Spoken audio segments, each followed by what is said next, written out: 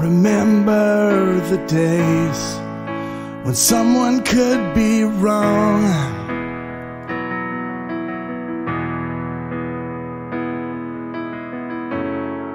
I remember the days when thinking out loud won't get you shot down.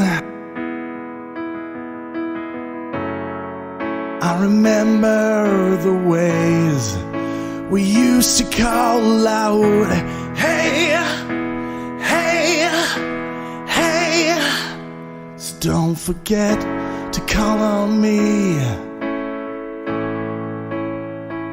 to disagree. So don't forget to call on me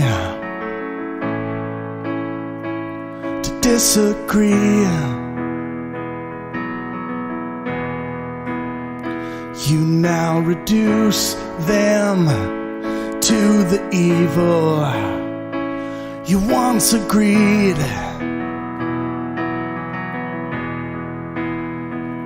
You now reduce them to be silenced you once agreed. So don't forget to call on me to disagree. So don't forget to call on me, yeah, to disagree. Your ship is sailing on.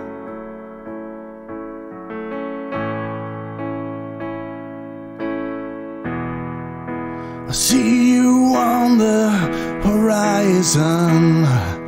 Your ship is sailing on. I see you sailing on the horizon. Call on me when you wanna disagree. Please call on me when you wanna disagree.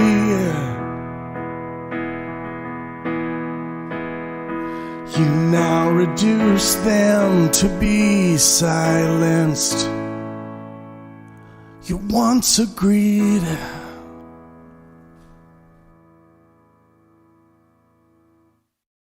You and I are predetermined nonsense, and that's okay.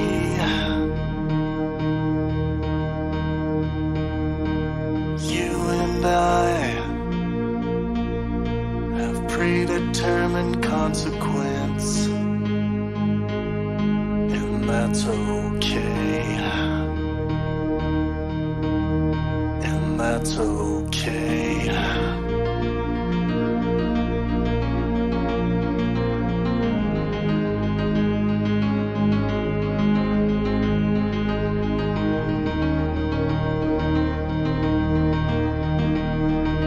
You and I are locked into our destiny, and that's okay.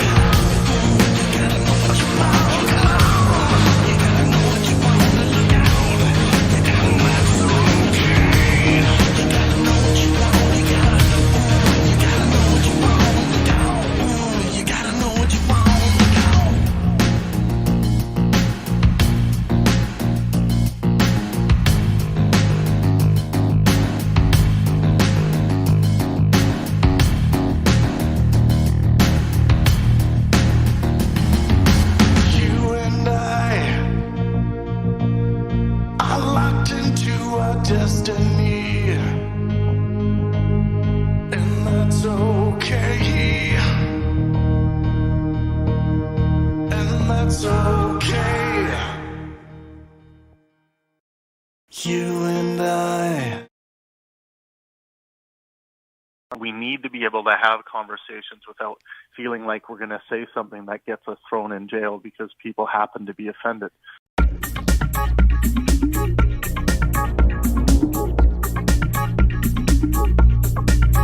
Skepticism.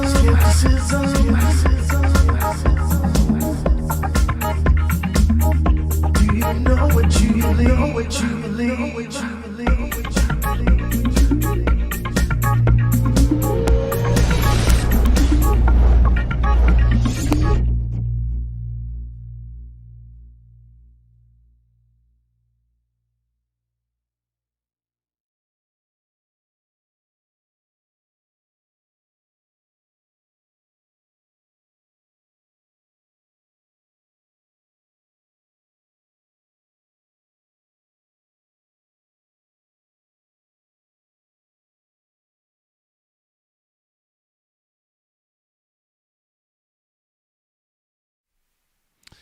All right, folks, we are live with another Pangburn Hangout.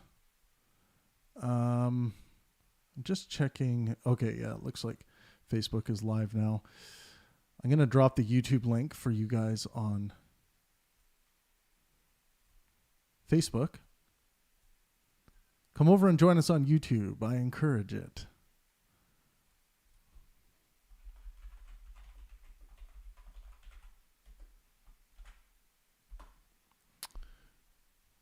There we go.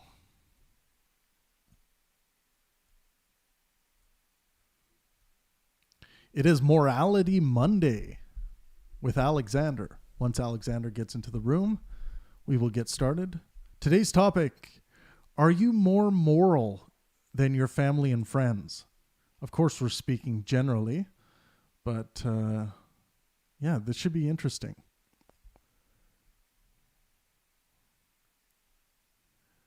Just going to give everyone a prompt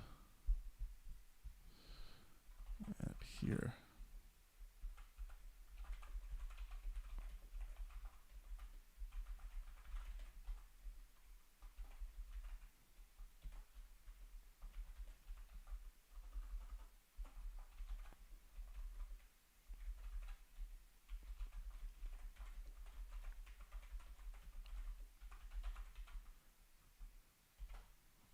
So think about this question generally. Are you generally more moral than your family and friends?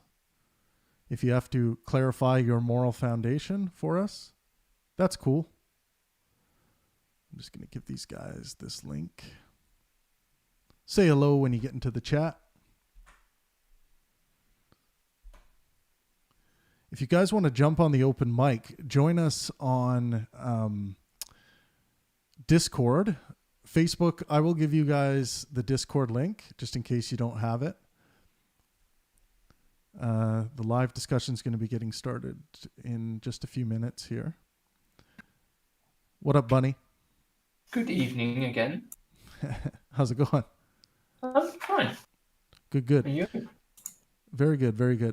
Facebook, you guys on Facebook won't be able to hear the discussion on Facebook, but if you just want to drop a comment, you can. But if you want to hear the full discussion, come over to YouTube. I just dropped you guys the link. And if you guys want to jump on the open mic, then here is your chance. I'm going to drop the Discord link for you. Your mic sounds a bit messed up. Oh, it might be lagging a little bit. Is that what it sounds like? No, it's like every time you say something, it's like, I don't know. How about now? Check. It's getting better? Yeah, I think it was just lagging a little bit. Yeah, no, it's fine. Great. I'm just going to make sure we're getting a nice clear sound on. Why am I not seeing this?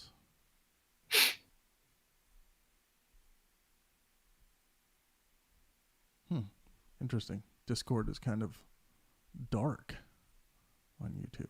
It's usually with Discord that's dark. Okay, there. Oh, I think this part is really lagged behind. Okay, there we go. Okay, sorry about that. No worries, Alex. How's it going today? Going all right. Little rushed past hour, but I'm okay. Yeah, I hear it. It's Monday, right? Yeah. Yeah. So, okay, just by the way, everyone, we are live on Facebook, YouTube, and our new radio station. This is exciting. Live 365. So if you go to live365.com and search Pangburn, you'll find our new radio station there, internet radio. And that is a constant stream of all of our previous discussions. So if you want to hear what's live, the best place to hear that is to come over to YouTube and join us on our new YouTube channel, the Pangburn Offensive. Not the we don't do these daily live streams on the original or our main YouTube channel. So just so you know. So jump into the conversation. I encourage you to jump onto Discord and join the open mic. So go ahead, Alex. What's the topic for today? Yeah, well, actually, before I kick it off, you were kind of staticky, so I'm trying to figure out if that's my headset or Discord. No, I had it as well. Bunny was saying it's happening as well for him, so I'm just gonna mute and see what I can do on my end. Okay, it's fixed again. It's really weird. Yeah, it like pops in and out. It could be that your wire is a bit cranky. That would be that's mostly the problem.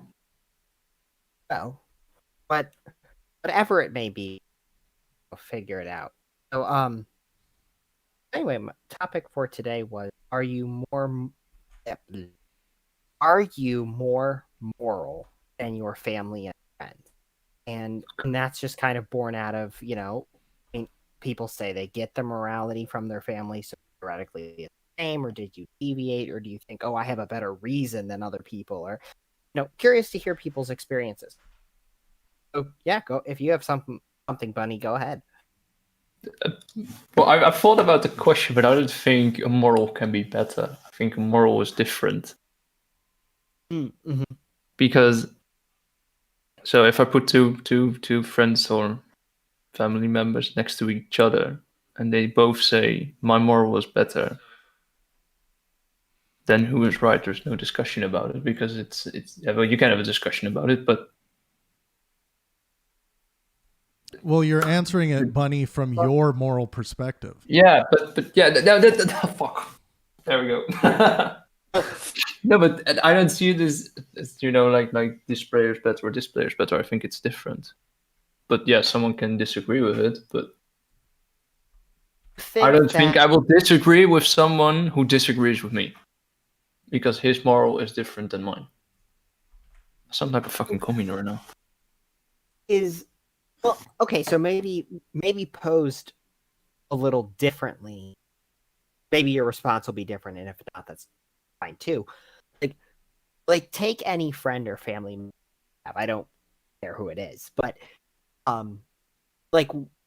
is there a particular reason why you have your morality foundation, your rules for, rather than the ones that they have?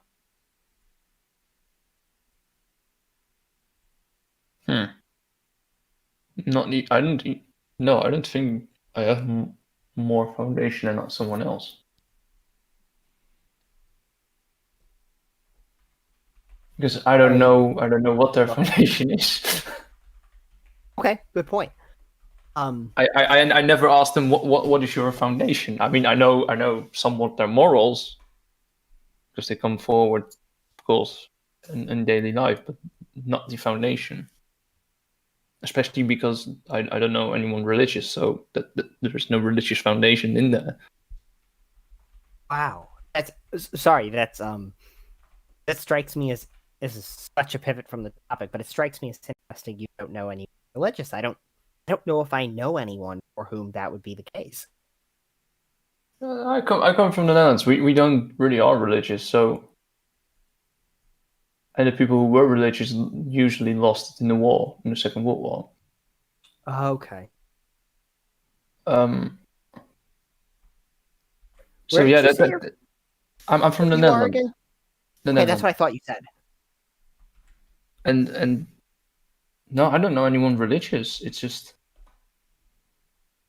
we found some morals after the Second World War, of course, that certain things couldn't be happening again. So you can say we found our foundation in our experience in the Second World War, but that only applies to certain things.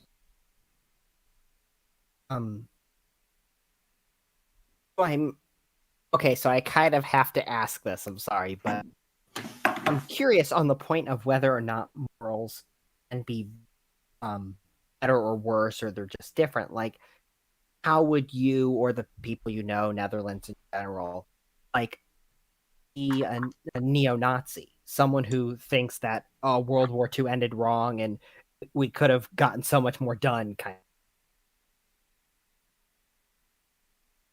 I think most people would say that that person has less moral, but I still can't say he.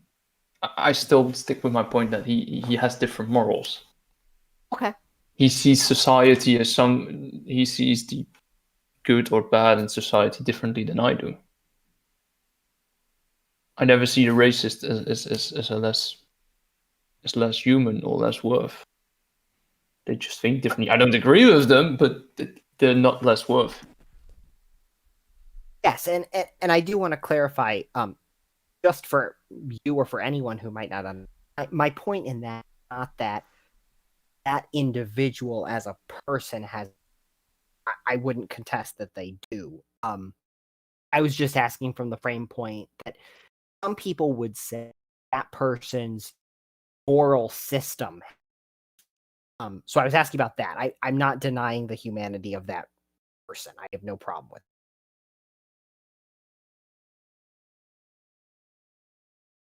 But from what I understand of what you're saying, Bunny, you're taking it from the perspective of, like, everyone has a different worldview or personal philosophy like that.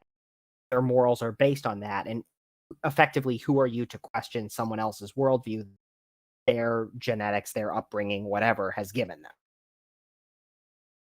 Am I getting that mostly? Yeah, that's pretty much it. Cool. Well, welcome, Dal. You want to weigh in on our topic for today? Save me, Dell. I guess I've been kind of thinking about it, and it's difficult. I'm not sure I would say. I tend to think morality happens in hindsight a lot of the time. So I think in hindsight, I could call myself more moral than others. But I think since we're all just kind of in the moment trying to push through the situation for the most part, I don't think I could call myself more moral than anyone else. There are a few exceptions, I'm sure. Like if you think killing everyone is moral, then I would say that that's less moral than me. But yeah, for the most part, I think it's pretty much a bunch of people trying to do the best they can, and it's hard to say you're wrong for doing that. On the point of, go ahead, Bunny, please. I wanted to say that, well, killing everyone, that isn't the moral. Isn't it the reasoning behind it? I said if you find it morally good to kill everyone, then I would say I'm more moral than you, because that goal is inherently against my foundation of my morality. But I couldn't. I don't think I could necessarily blame you for coming to the conclusion you did, because that happens just due to the context of your life, and you went through it the best you could, and you ended up where you're at.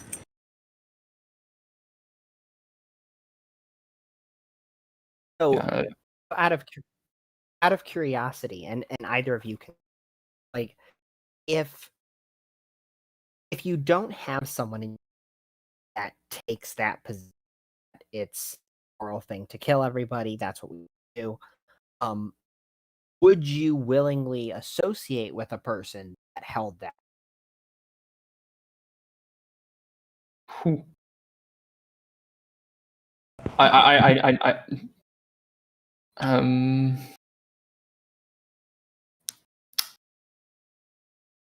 depends on the reasoning.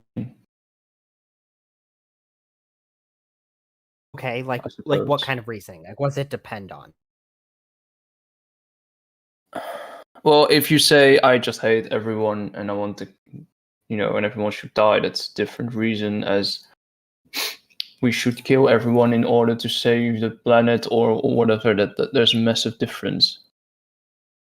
Okay, yeah. So I'm talking more about in this, not someone who says to do it because we're saving the planet. I don't like people kind of thing. I'm not going to do anything. This is what I think. I'm talking about someone that's like, so this would be a great idea, and I've got together a team of people, and this is what we're working on. Do you want to come aboard? Kind of thing, like that kind of person. No, I would not want to be associated with them. Yeah, I suppose if it endangers me or people that I care about, then I would avoid contact with them. But otherwise, if I feel I have the chance to help them or change them in some way that might avoid others suffering in the future or might help someone in the future, then I would definitely want to associate with them in order to hopefully rub off some doubtsooness on them. That's a good one. That's a real good one.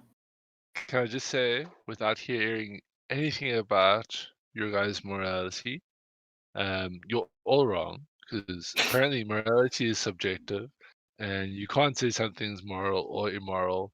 And this is apparently because no one can argue around morality being subjective. This is the case. Sorry, I'm a little bit blue because every time I bring up morality, someone comes into my conversation and says, morality is subjective, you can't talk around it. And then I just give up.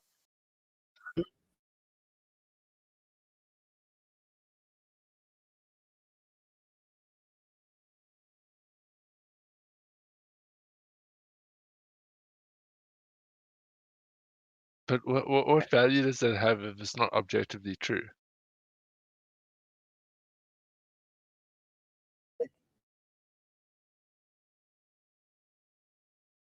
So maybe another way to pose this, maybe a better way, I should have put the question, something like, is your moral foundation more sound than the people? Like, for instance, and kind of, More consistent. Yeah, like I have my moral foundation. It could be wrong and very stupid. It hasn't failed me yet, but that doesn't mean it won't. I'm not going to say that it is the objective truth of morality out there, but I think it's pretty well founded, and I think it's more well founded than that of many people I know.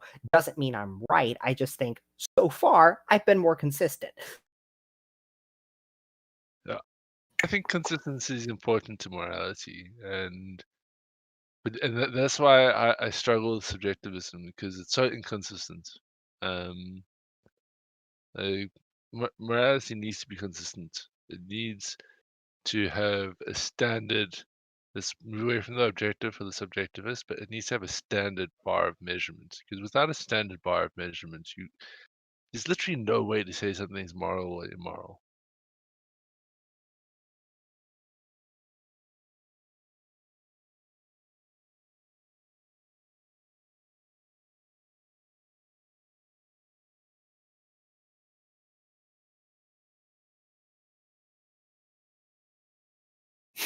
Yes, I'm more. But now that you rephrase the question, I am more moral than my family because I am more consistent in applying my moral foundation.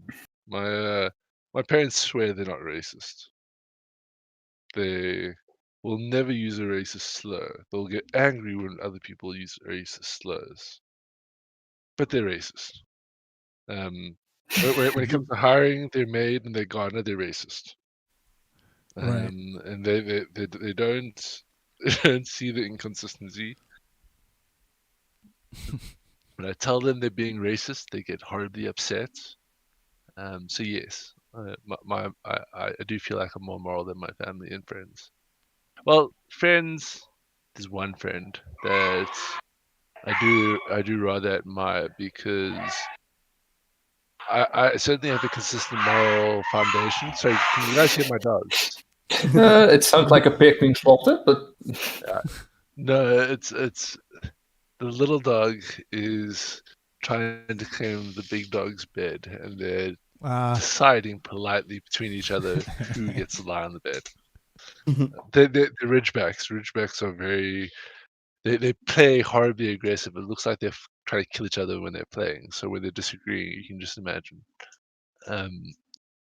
The so yeah, I've got one friend who I do truly admire and I have huge respect for because while I have a consistent moral foundation, I'll admit that there are times where, for one reason or the other, I don't apply it consistently.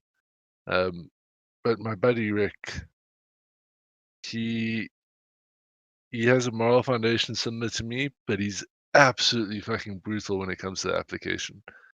Like he will not budge 1 centimeter. He just sticks to it hardcore, and I do admire that. It takes a tremendous amount of discipline.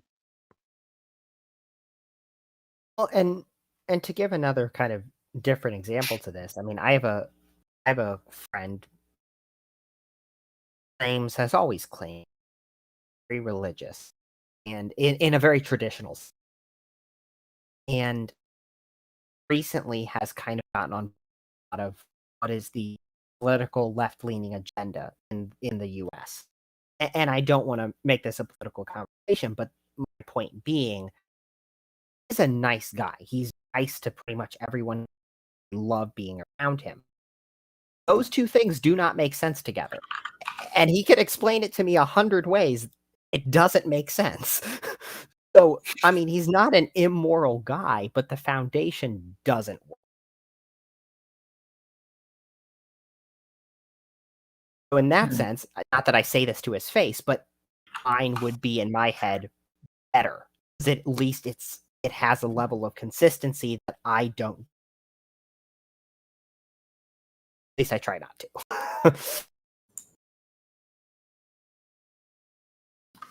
Well, maybe he's a moral subjectivist and he does not require consistency. You can just say, somehow, in the moment, with no guiding compass, no consistent standard, that this is more moral than the other. And I don't get that. The fact that he's not a subjective is what makes it, I'm sorry, funnier. Oh, he's not. Okay, yeah. Now you see the conundrum. Yeah.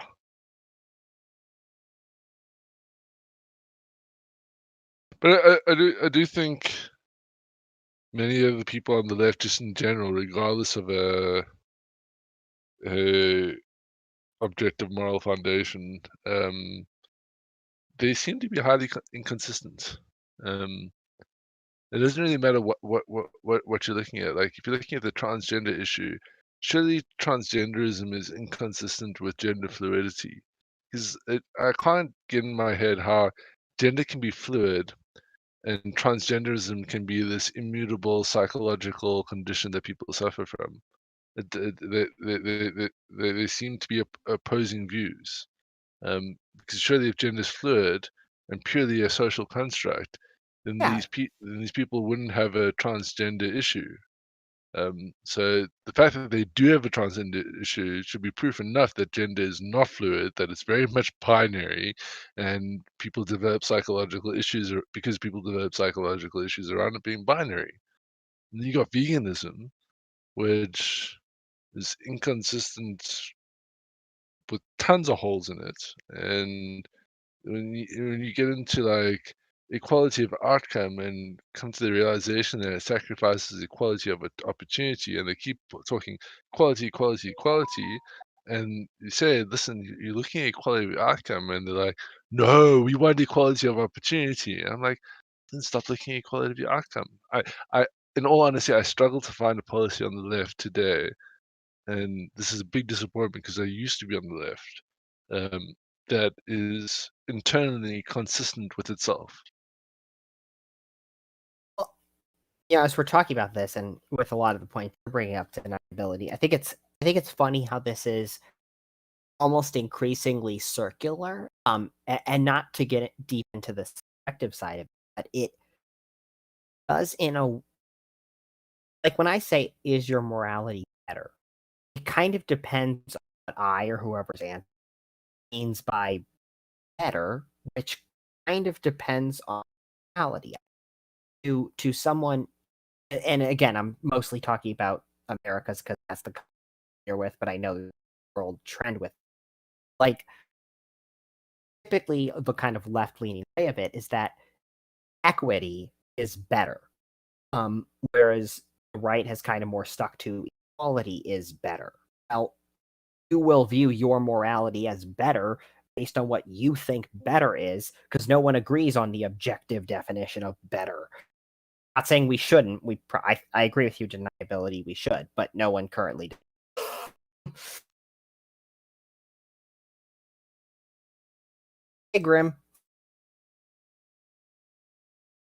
Howdy. The paradoxical. How are you? Grim Reaper.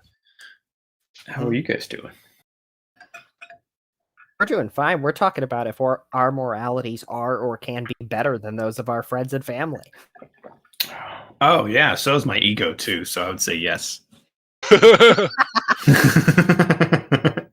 Grim, that is the most straightforward answer that has happened so far. Hard yes from Grim. But it is kind of wrapped up in your ego, though. Like for me personally, I 100% identify with that. Like I seek to have a better, more consistent morality. If I'm being completely honest, not to be a more moral being, but to see myself as superior. It goes straight to my ego. Oh, sure. And even ego aside, whether or not you think your morality can be better, or you're more subjective as kind of Bunny and Dowsu, you at least, I would assume, have to have one that you personally think is good or sufficient. Otherwise, why would you hold it in the first place? I don't And I know. don't. I don't think mine is sufficient. I'm like, ever since I've fought, and I think my moral foundation is the best rationally derived moral foundation. But like all moral foundations, it has the problem of information asymmetry, where the more you know, the more moral you are. The less you know, the less moral you are. And my own moral foundation of do the least harm, with insufficient information, provides moral justification for Nazism. So I think that's problematic. Well, and I guess what I mean still by hold it. sufficient, is more in the sense like it is currently functioning for you based on the knowledge that you have, and theoretically, or at least I hope, you would be willing to change it if rationale presented it. No, of course, but that for me is the total problem. I'm a big Kantian when it comes to moral philosophy, and Kant was an advocate of, the best moral foundation is the one that if everyone practiced it, the world will be a better place.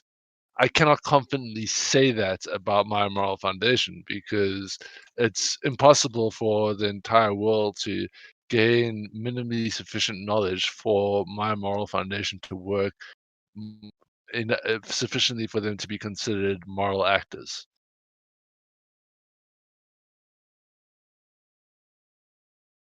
It's I'll chime in real quick, and then I want to pass it around to other people again. But it's funny you mention that. I hadn't thought of it that way. But that is a good point. Like the alternatives, at least as I can see it, is basically each one has the same knowledge that, or I force I force it upon everyone that actually defies them as I've laid it out. So they have to have my knowledge, which is impossible. That's an interesting thought experiment. I'll have to dwell on that. Yeah, it's what we chatted about in the value of religion in a secular world. Because I view religion as a moral claim, and it's a moral claim that doesn't have the information asymmetry problem, because everything comes from God, and you don't need to know why it's good or bad. You just need to know that God approves of it, or God doesn't approve of it. And if you're in God's will, you're moral. If you're not in God's will, you're immoral. So I think for people that are gonna not dedicate their lives and disposable time to answering the question of what their moral foundation are, I think religion provides a far better packaged morality than rational moral claims, should they be in the position of needing to have too much information to be moral. Well, I'm sorry I had to miss that conversation, but thank you for voicing my opinion without even knowing that I agree. So I appreciate you doing that. Go ahead, Grim. I keep seeing your name like. All right, I'll butt out. Oh, I was just listening. I'm sorry if I'm lighting up. Oh, no, that's okay. I would answer your question with seriousness of my morality is what works for me. I don't need to judge other people, but I know that there's probably things to take away from almost every person I respect, to see if I can make my moral system better. And I think that because people's moral systems are really subjective, I don't compare my moral system to either being better or worse than the next person, unless there is just really clear indication, like, a fucking murderer, or a psychopath. So middle of the fence shit. You actually lost me a bit at the end. Like, you clarify the murderer psychopath thing?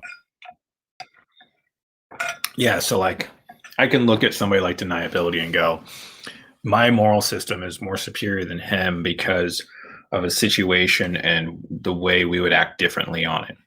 And then he would say, well, my moral system says that it works for me best this way. And I can't sit here from like any standpoint other than my own to say, well, I don't know. I mean, to each its own. I guess that's a straightforward thing. But when it comes to something like, I don't know, I like to drown puppies.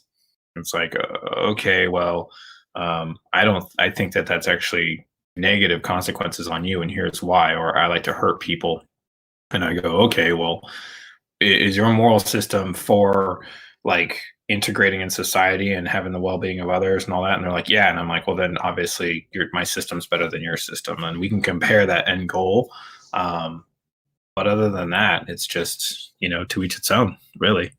If your end goal is to, fucking drown puppies and that's what brings you joy, then there's really no my moral system is better than your moral system, because your moral system is better for that. Unfortunately, like your moral system is just like, I can't do it, right? But that's not my goal. That's not my goal. And and we're back to the fucking subjectivism. Of course, it's subjective. Morality is an emergent property amongst individuals. Like, it doesn't exist among like planets, right? But when there's creatures that need to be involved with other creatures, right? Then how we treat each other, we call that in morality terms, right? And how we treat ourselves. And so it's like, yes, it's apparent, but it's also individually how we use it. And yeah, there is a subjective nature, because my goals are different than your goals. So my morality is going to be different than your morality. It's what it is. No, morality is objective. I haven't found a way to argue it yet, but all the subjectivists are wrong. If we were to describe something as being moral or immoral, which I think we need to do for society to function, then society needs to be objective. So fuck all the subjectivists. I can't argue against it yet, but one day soon. It's coming. Why can't it be both? Why can't we say words are objective, but my lexicon is subjective? I mean, it's the same concept. Like communication is an objective thing amongst creatures. Like, we're gonna communicate. It's one way or the other, right? And we use words, right?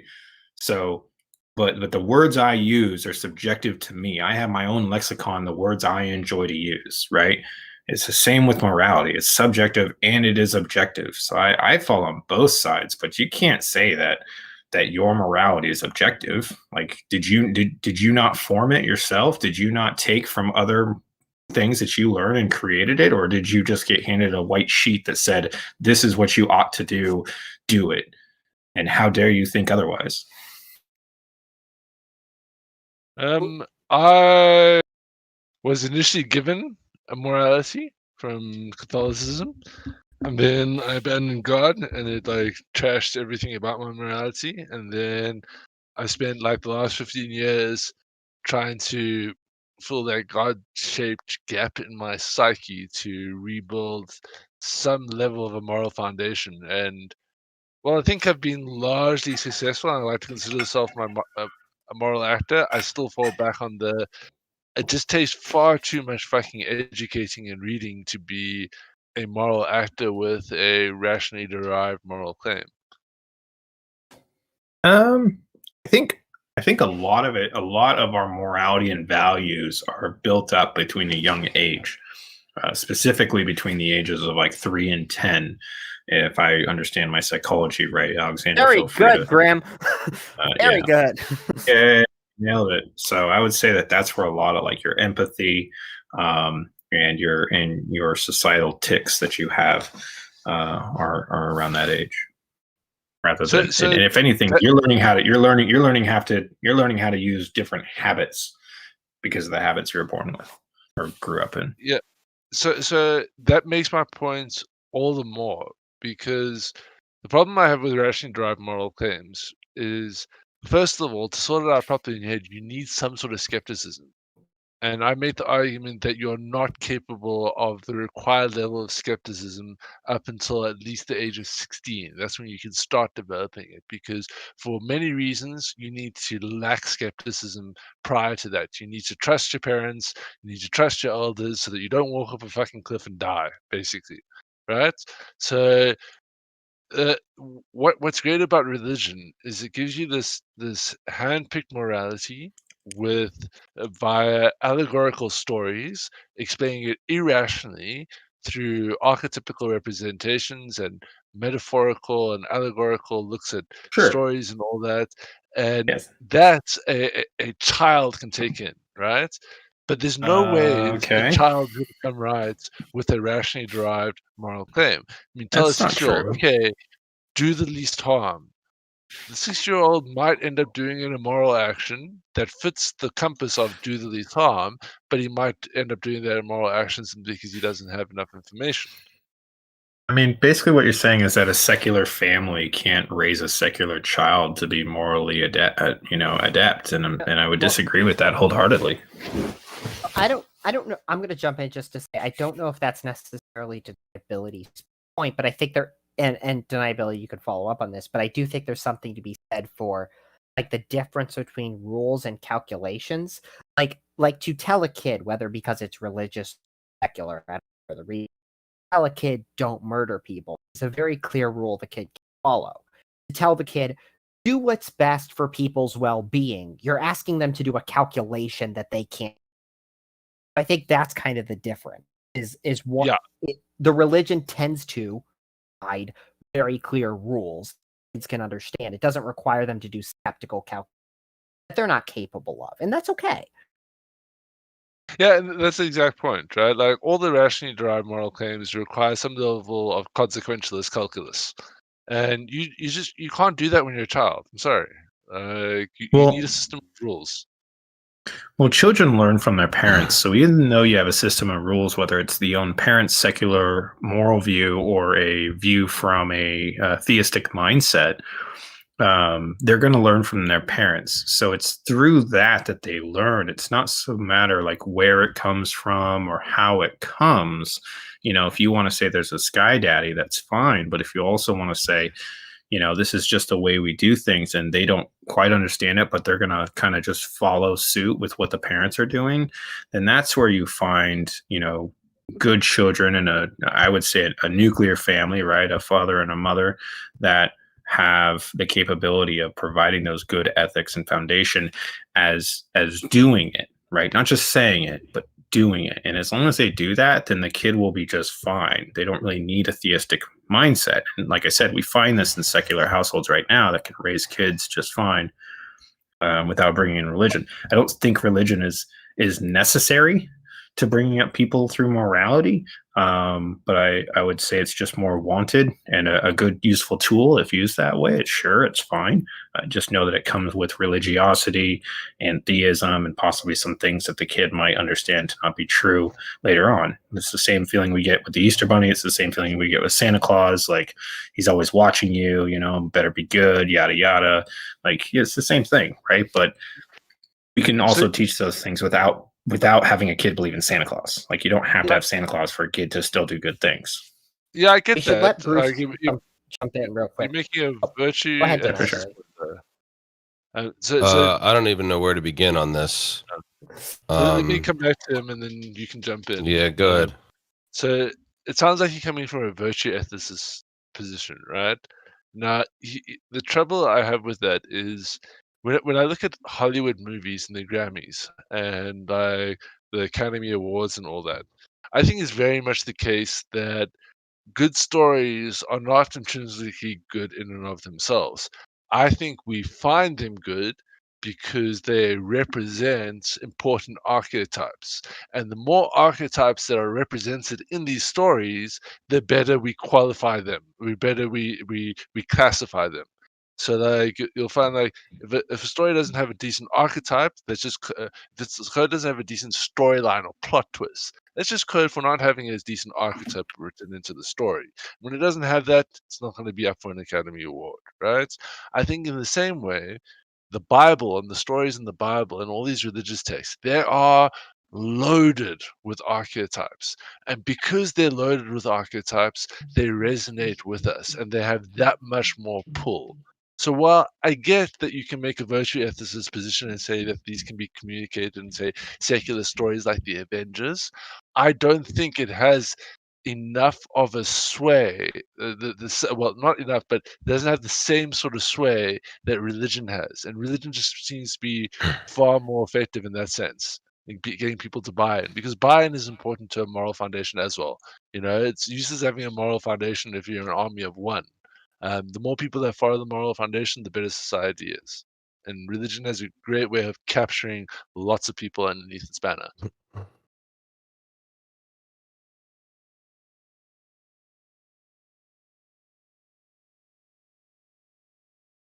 Bruce, did I give you enough to jump in on? Oh, okay. So what was the for what? Should have been there for a chat yesterday. What was yesterday? Sunday? Nah, I wasn't. I was busy. Oh, so it ended yesterday for me. I was there last night. What was the topic that you guys are talking about? Because there's like 700 things to come in on. What are you guys actually talking about? The topic now. Yeah. Alexander can go for it. Well, we started with are you more moral than your friends and family? Then we kind of deviated to like what makes morality subjective, objective, how does it work? So I mean, wherever you want to pick up on that, I'm not getting back to the topic. Well, if you're into moral subjectivism, then I guess it doesn't really matter what you think about your neighbors or what they think about you, or you just appeal to consensus. So that question is somewhat useless without an objective standard, because if you're not measuring by a standard, then how do you say you're more than someone else? There has to be a standard. And so if your only standard is by consensus, then I suppose you would just appeal to the most popular stances on issues in the society. So if it's popular and they're not doing that, then you're more moral than them. But in my opinion, in order to have the conversation, it has to be a standard by which you measure. And if that standard deviates and changes, then it's not a standard. And so that's where I would come from. So it's one thing to talk about like how you interact from day to day, what sort of application of morality you choose to quibble about, but we're not talking about the application of morality. We're talking about an ontological truth, is what it seems, because that's a different conversation.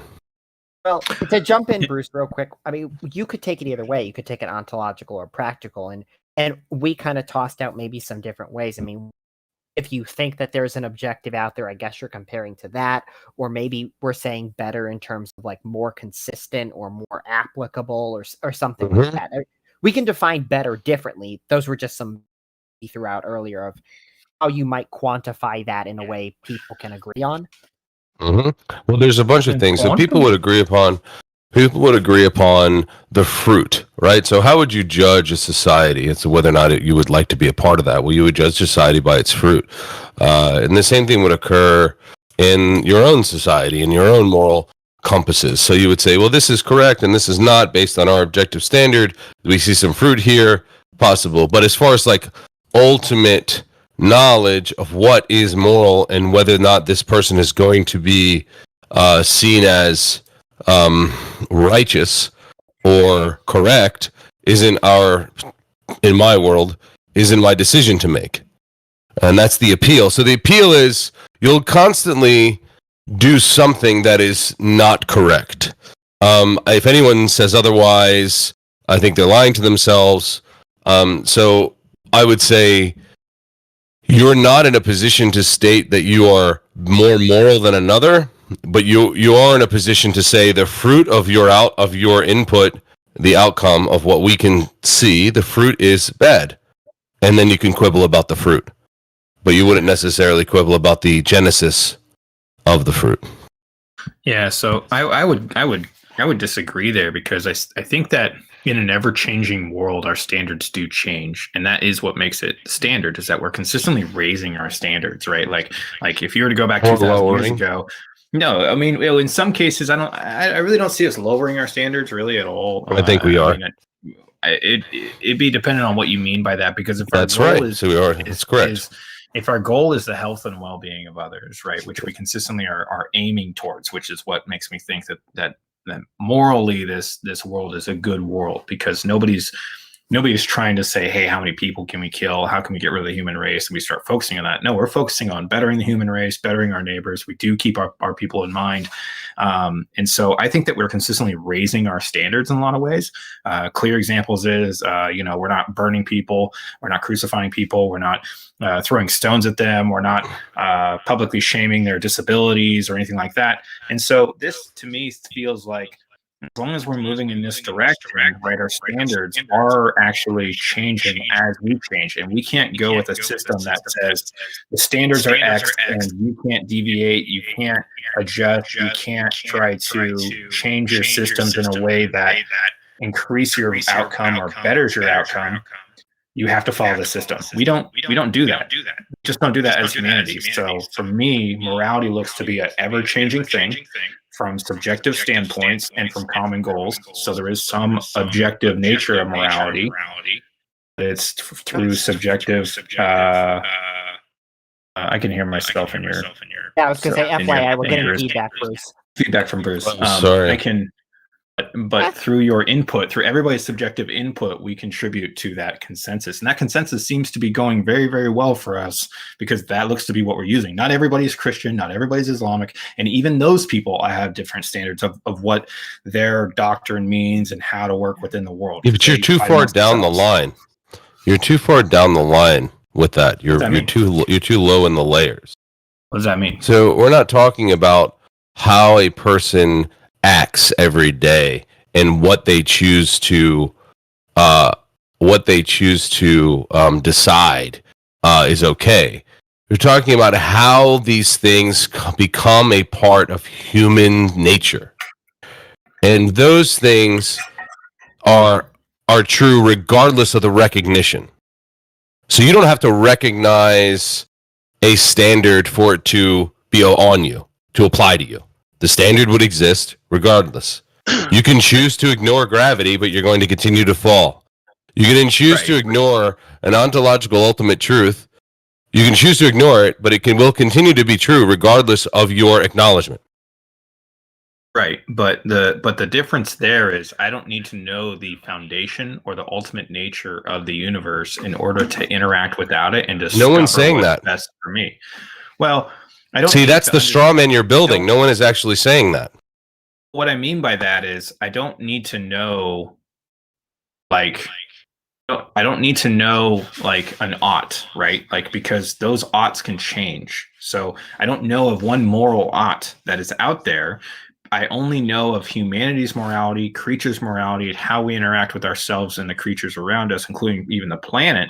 And we're trying to figure out what works and what doesn't work. And this seems to be pretty pragmatic. Like there still hasn't been anything delivered to us on high or that we found that is a clear ought, that we ought not do.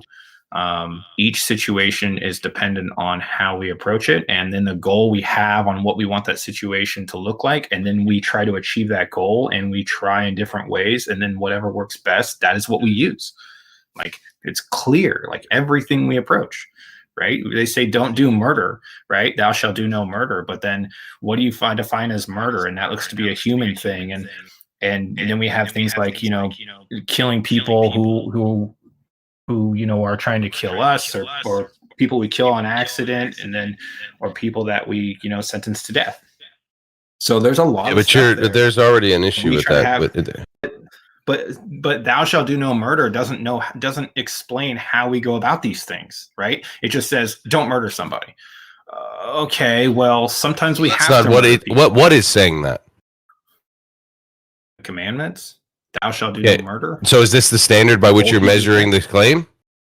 No, I'm saying is that no, but we see what I'm saying here. There's an issue.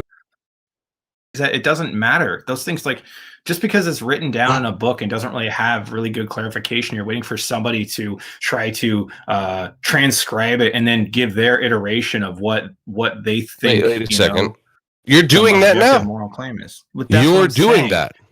No, I'm saying. Well, here's the problem. There is no reason for meat bags banging into meat bags to care about anyone. There's no actual reason. The only reason you would do it is because you think it's good, and the difference is whether or not you think you come about these ideas of your own fallacious reasoning and appeal to consensus. And then in that situation, your society has no claim to what is righteous across another society, and it is a power struggle. That is what will occur unless there's an objective standard. Otherwise, you have no standard by which you base anything at all, and that's totally fine for you to live that way without acknowledging anything, but it's very hard for anyone to make any claims against anyone else's life.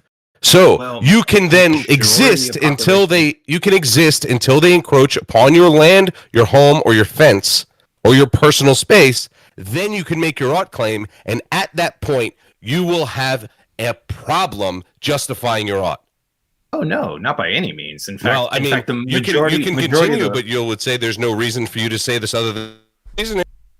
No, so majority of the world actually lives like that, right? Nobody lives up to the way that Bruce thinks that the world I'm not ought saying to live. that. See, you keep strawmanning the whole thing. No, I know you're not saying that. I'm saying that you're people... continuing. Just to bring it back to the topic, because I think it's an interesting quandary, particularly for a Christian at the head of a Christian family. Do you think your moral foundation is superior to your family and your friends? What do you mean? So that does it change how I interact with individuals, or are you asking for a philosophical, logical stance? No. Do you consider yourself morally superior to your friends and your family and your friends? No. Yeah. This is the problem. You see, this is the problem with this sort of line of thinking. The only way that you could possibly do that is if you're gauging yourself under your own fallacious reasoning and saying, I'm better than you, you're better than me. Here's the actual standard. We all suck. What fallacious reasoning? What if I changed it? What if I change the question to, do you think you apply your morals better than your family and your friends? The only way to judge that would be by the output. And I'm actually not the judge of that either, in my worldview. I wouldn't make the claim that my output is better than someone else's on a fundamental standard. I don't judge that. So, Bruce, here, I'll make this statement. I think I am more moral than you are based on my subjective moral foundation. What is any question about it as to how I know that? The reason why I know that is because I understand that moral foundations are subjective, and what I'm using to measure that is well-being. Your is is subjective. Yeah. Yes. It. Well. So then well, when no, you no, encounter hang on. somebody that has... Hang on. My moral foundation, the completeness of it is subjective, but I am using science to measure the objectivity of well-being. I don't know how you go that about scenario. that. You would still have you would still have to rely on your interpretation of what is. That would be difficult for you. So for instance, you can't necessarily make a claim that you are doing what is better for someone without knowing all of the details. And so you would have to just not act because you don't know all of the details in specific scenarios. Or you would act anyway. You would act anyway and not have a rational reason for doing so. No, the well-being is the goal, the thing that you're moving towards. So you don't want to do anything antithetical to one's well-being. You want to maximize Define their well-being. well-being. So the well-being that we necessarily, measure though. in the just wait the well-being that we measure in the hospitals, was that deniability that asked that? Yeah, I think so. Yeah, the well-being that doctors measure and that we measure in the hospitals. That's the well-being I'm talking about. This define well-being thing is like elementary, brother. Even I want to jump in really quick, try to put a different spin on this that might be a little more productive. Yeah, why? So hang on a second. Yeah. I'll throw it out there. Hopefully Bruce hears it. I can always rephrase it. Well, Alexander, it sounds like deniability doesn't understand, my moral foundation. So I'd like to hear his challenges. Oh, sure. You guys do that first, then I'll jump in with my follow-up to this.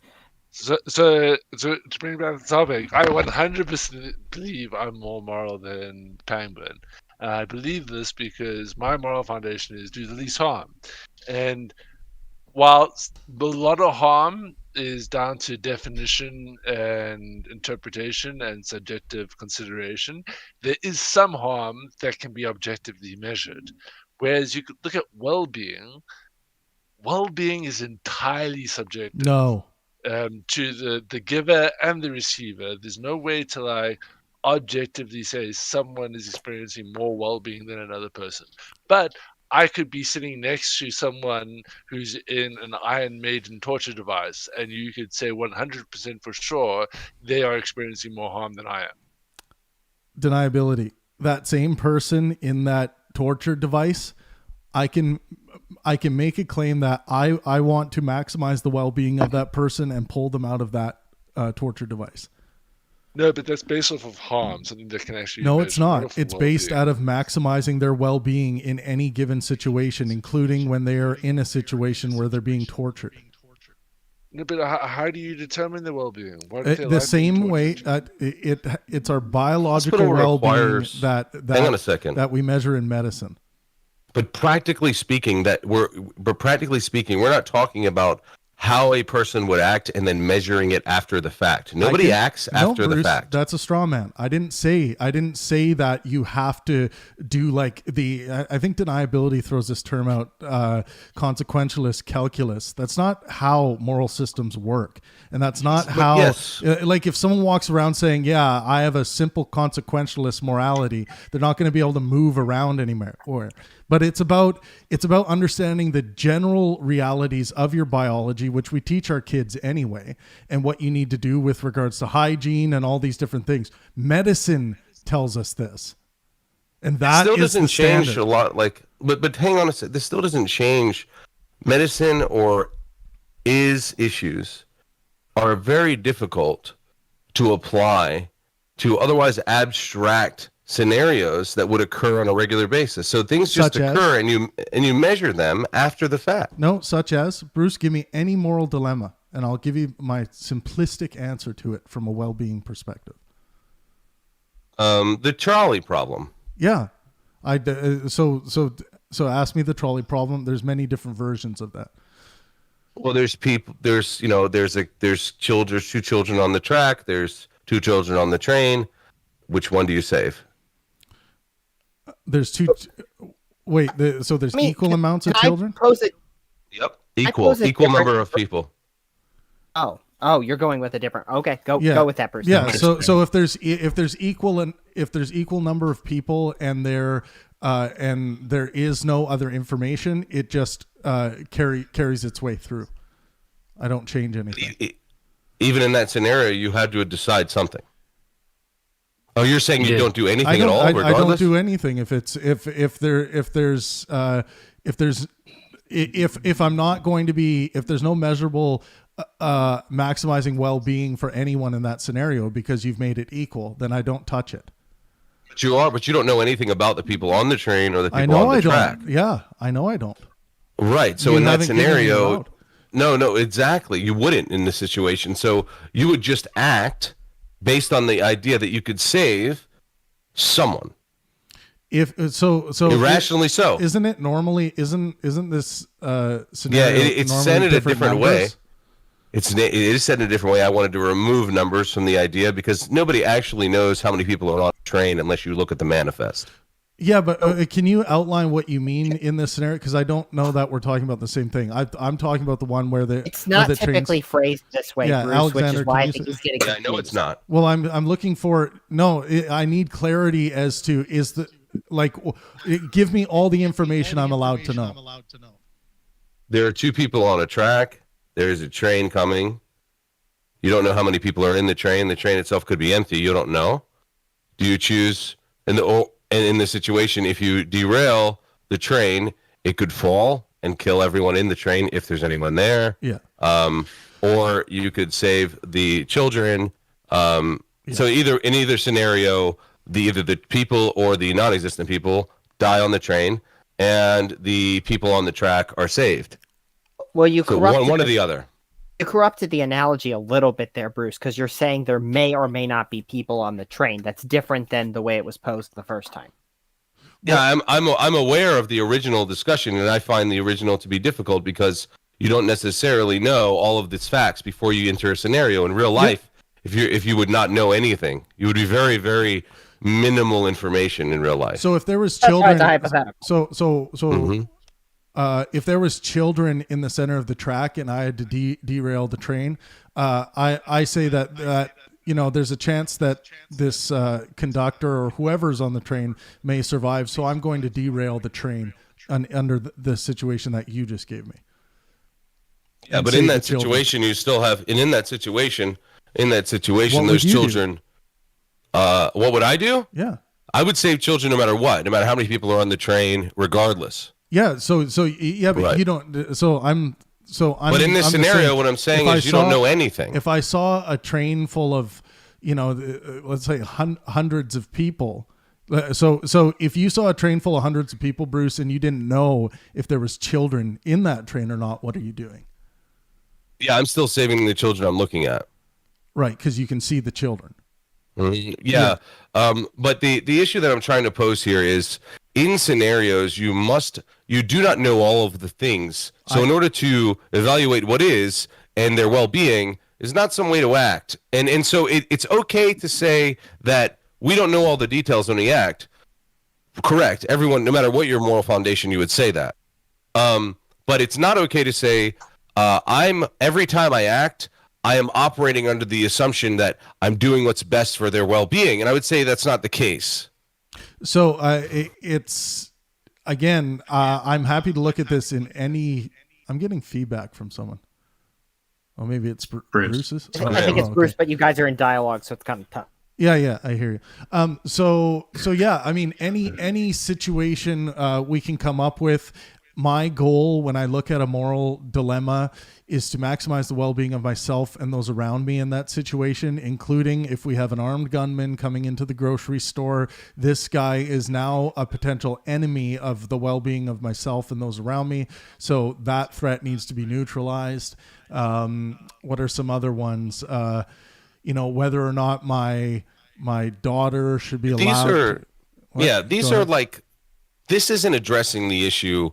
Unless, of course, I'm not talking about the issue. But Bruce, ask me a question where you think my morality would fail me, because you think it's this hard calculation to do, but it's not. No. I'm not even. I think the problem is initially the assumption that I made, probably, and I will admit fault on this, is taking the wrong leap. So I'm not making the claim that people don't operate at all in the way that you say they do. I would say most people do operate that way. I don't think what you're stating, Travis, is antithetical to the way people operate. I think you're stating the obvious in the way people operate.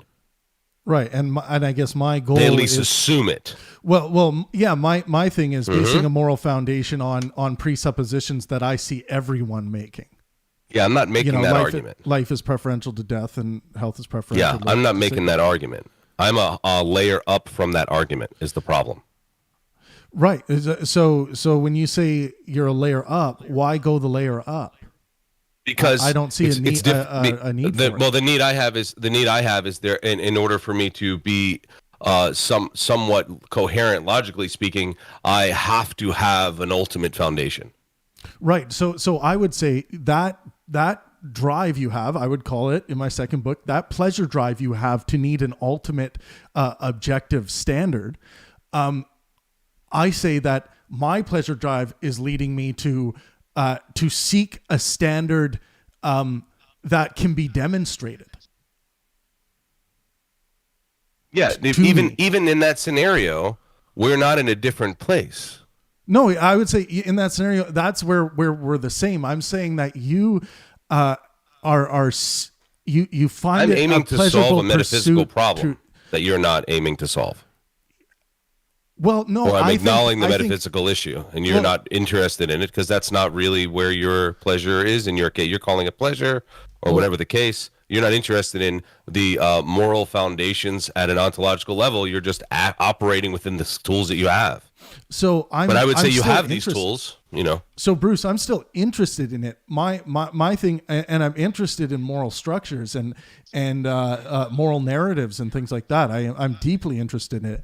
But my only difference is that I'm not claiming an objective standard in that realm. I see that realm as the realm of possibility, the realm of art, and the realm of narrative. But I'm not claiming to get something objective from that to apply to my moral foundation. I'm simply looking at the world and imagining myself in everyone else, and I'm trying to quantify and minimize down to the absolute fundamental of what we all have in common.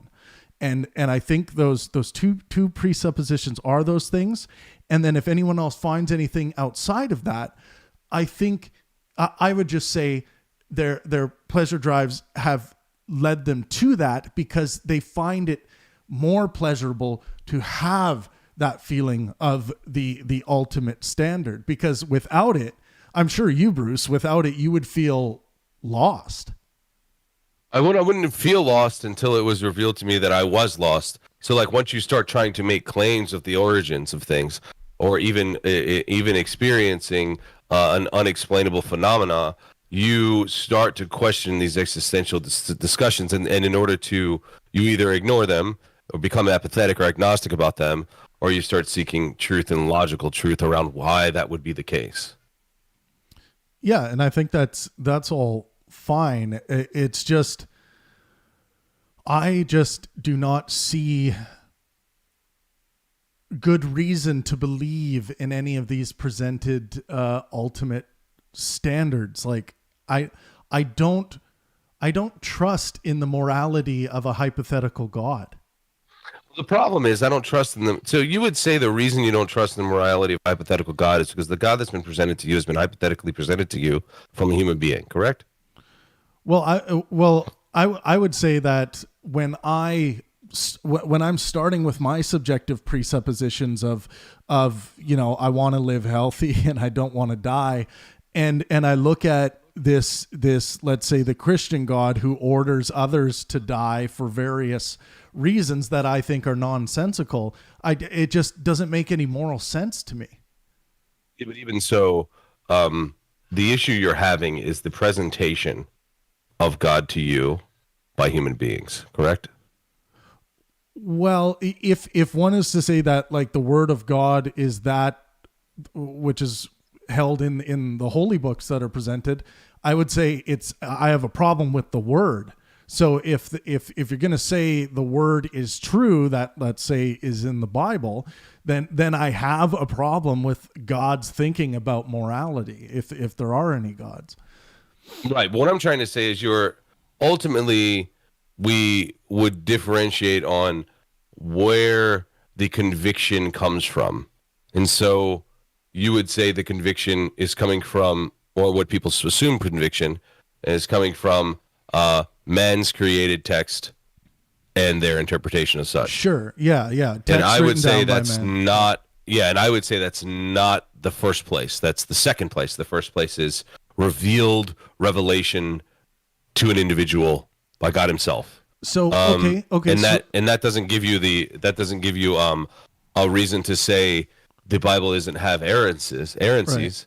or fallibility. In some cases, that could be true, but the ontological canon that God has and what he has written on my heart will be continually revealed.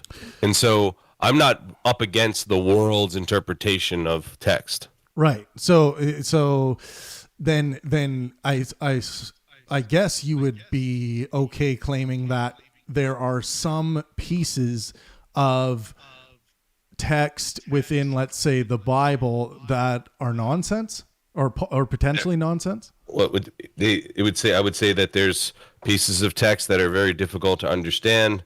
There's mystery there, and I would agree with you. Oh, okay. Yeah, well, I think that now let's start with the first. I'm interested in this first step you were talking about, the revelation. Now, I'm not sure that I have a problem with some. I mean, I would say I have a scientific is problem if someone's going to make an is claim about this. But if someone was to say, I have had this revelation in the realm of possibility or in the realm of art or in the realm of narrative in my mind about this structure that explains and gives me comfort about what's going on, I don't really have a problem with that. The thing I have a problem with, I mean, the only thing I have a problem with that is that we should not attribute anything else exterior to that. Just keep those experiences within the realm of phenomena that have played an important role in your ethos or whatever you want to call it. But yeah, well, you see, the problem is I would say the problem is too many people have been squelched in recent years in their ability to even have discussions around morality because they come from a Christian foundation. And Right. so they're unable to even act, talk, operate, and come to understandings with people in society, which is why I think you see a breakdown in the United States as to what is true and what is not, what's morally okay and what is not.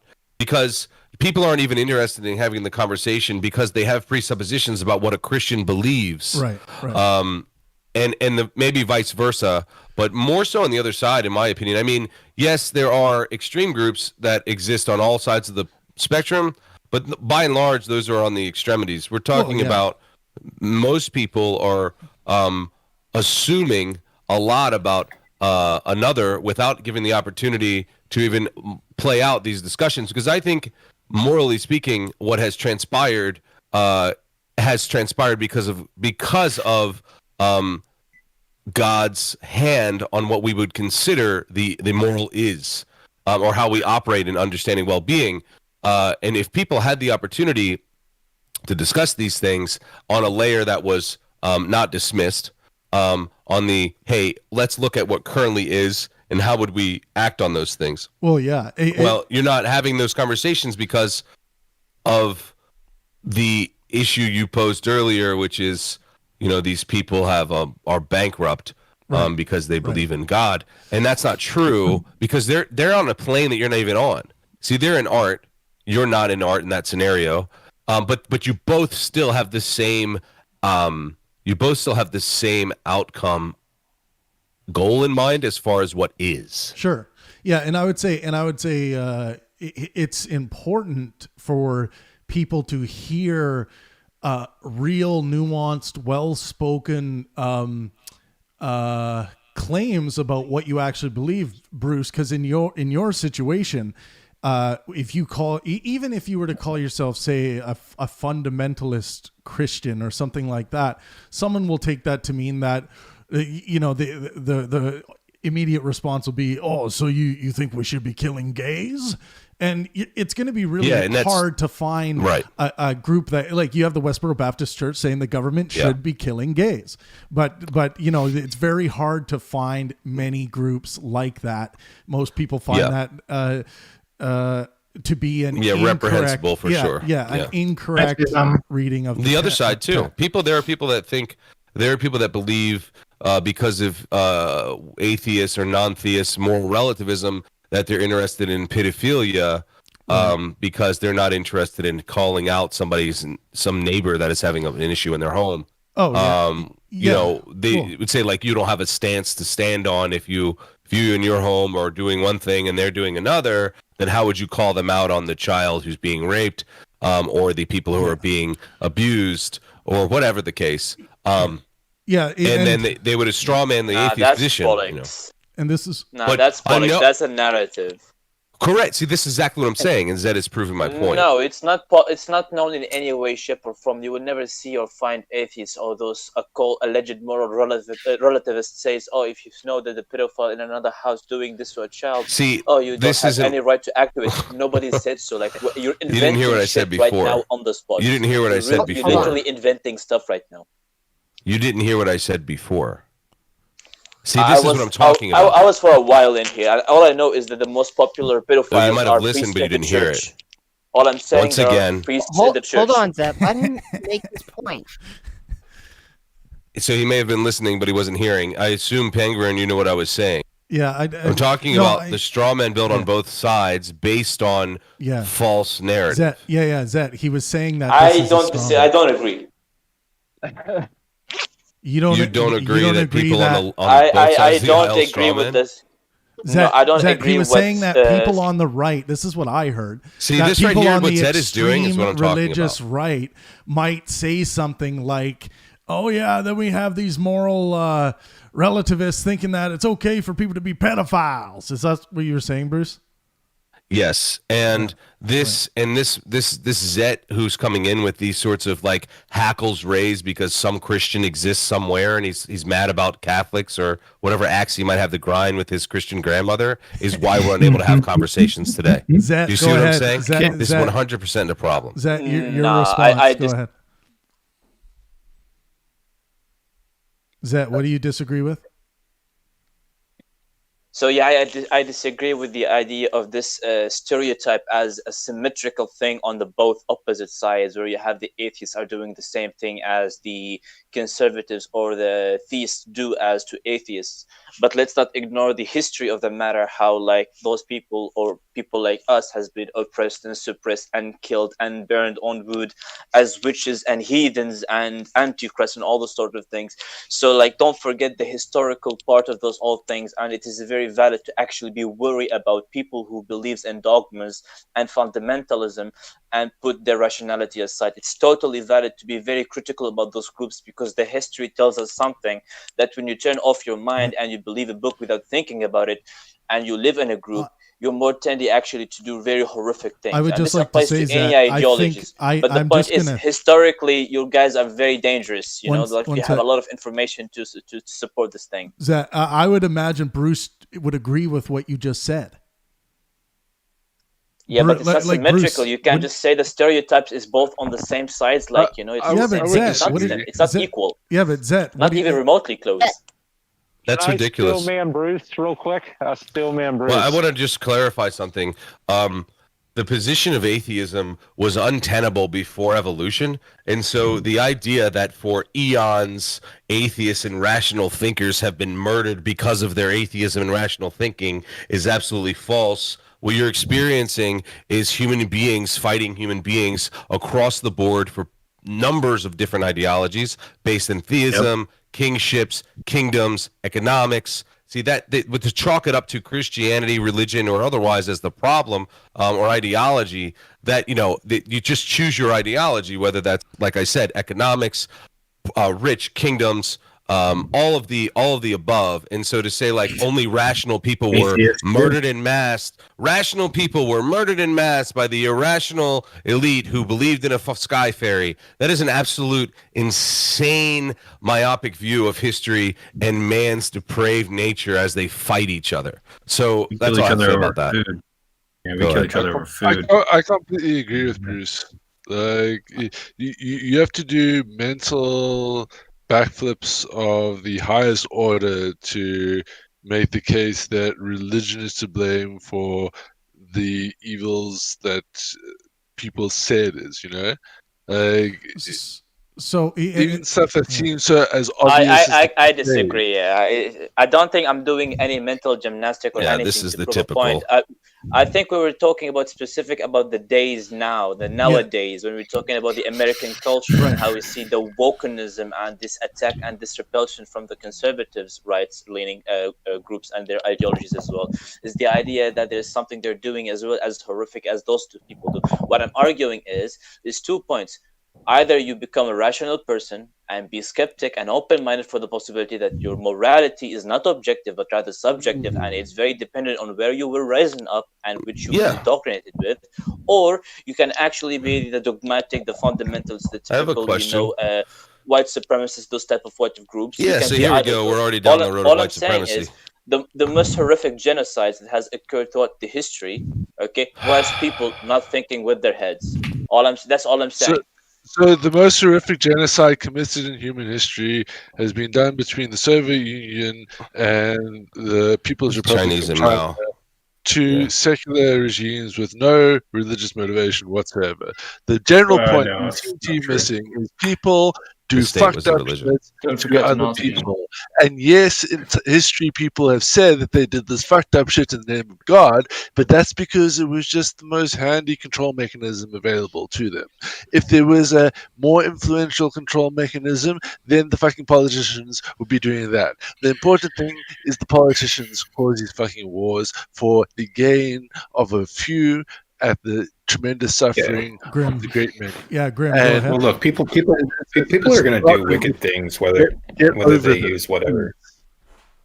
Yeah, like it doesn't matter to me. I've never been anti-religious when people use religion to kill other human beings. They're just going to find another reason. Like people will kill you just because you're a liberal or because you're a conservative. So none of that matters. But what I think, getting the topic back at hand, is I was Christian for 20 years. I saw many morality systems used in the faith, and none of them were as good for me and mostly for the people I see around me as a secular moral system that we can all agree has a common goal. But when I did see people using these Christian mindsets or theistic mindsets when it came to developing morality, it arguably was worse than like what my goal, which was like just to have a better life and to be kind to others and to do the things that even the Bible and Jesus even spoke of. And yet these people would still use a theistic mindset and deviate from that. And it's just not right. So I don't see it as good for me, right, personally, rather than my secular viewpoint of like, that's the best way to develop the moral system. I'd like to say one thing about this, though. If you believe that the ultimate moral authority, and this is in defense of what Zed is saying, if you believe the ultimate moral authority is God, and God has said, this is the rule of how you need to act towards homosexuals. This is the rule of how you need to act towards people who work on the Sabbath. This is the rule of how you deal with your slaves. This is the rule of how you deal with your women. This is the rule of how you deal with your daughters or your sons if they're disobedient. You can, when we look at those rules, they, under my moral foundation, which is simply built based on, you guys know my presuppositions, I find them to be immoral, like the challenge against homosexuality. Like what, right. So I see a problem. It's all fine and dandy if you have an ultimate moral authority that gets it right from a well-being perspective, as far as I'm considered, or as far as my moral foundation is considered. But I don't see that within any religion that's ever been created. You can see it in the output of the Protestant faith right now. That's not the case. I mean, there are some acts, but Bruce, I'm talking about the moral stances from the church. Well, if we're taking the moral stance on that, are you seeing me kill gays and stone women? No. I'm not saying, right. Bruce, I'm not saying. I'm saying you are what a Christian, we have a follower of Christianity ought to be. I think and you we are would doing it correctly. Correct, Travis. And so, yes, you're 100% right on that. Okay. What is a problem is people like Zet who say religion needs to be squashed, and so now we'll have no one to hold these heretics accountable for their egregious acts. Right? I can't now hold them accountable because now I'm unable to practice religion. Go ahead. I'm Zach. unable to even, if you're going to say that religion is responsible for all of the issues in the world's history, or at least most of them, and people in religion are irrational thinkers that need to be squashed. Number two, I'd like to know where you base whether or not somebody is rational or not in their skepticism. Do you have some sort of tape measure you bring out to measure their rationality? And if they're not rational, do you just throw them in jail? But number two, I'd say if you don't allow people to engage in their faith and hold others accountable, then you will have a mess of zealots and idiots that will have to be squashed by secularists.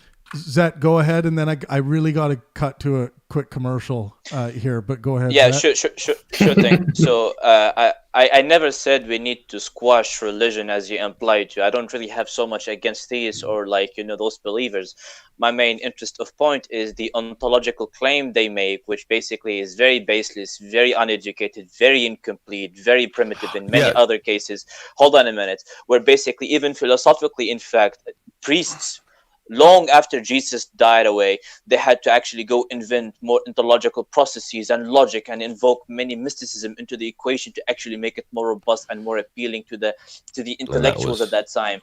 And at the end of the day, you have religion that basically it's a method, it's a utility for the masses to be obedient and to obey and to actually become a nice, good servants at the end of the day. A rational thinking man would not need a book to tell him what to do, as long as you can really think for yourself and assess what is actually good and right for you. I agree with a lot of the ultimate knowledge and the ontology of your being is your experience as an individual, and this includes other individuals, but you can't claim such a divine being as God, because who says God is correct? Islams, Jews, Christians, Buddhists, Hindus?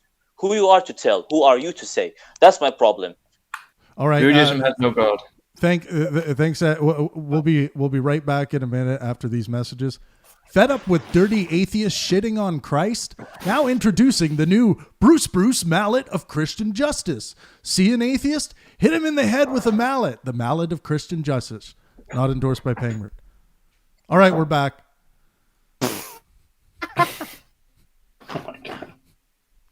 So this might be actually a good time for me to jump in here, because something I wanted to bring up earlier.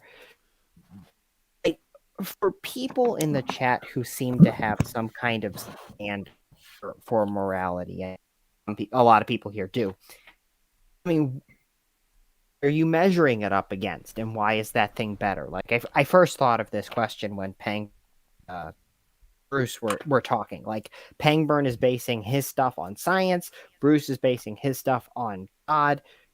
People might have some other third thing or whatever. Maybe it's Buddhist God, maybe it's Christian God, whatever. Whoever it is, you got to have some argument for why your standard, so-called, better than someone else's standard. And I know we've had the atheist religion talk a whole bunch of times, but I'm talking from a morality verifying standard. Anyone feels they... Well, I think at this point we could just look at the difference in cultures. So we could look at the output of cultures, the fruit of cultures. How would I measure how things are better than another person?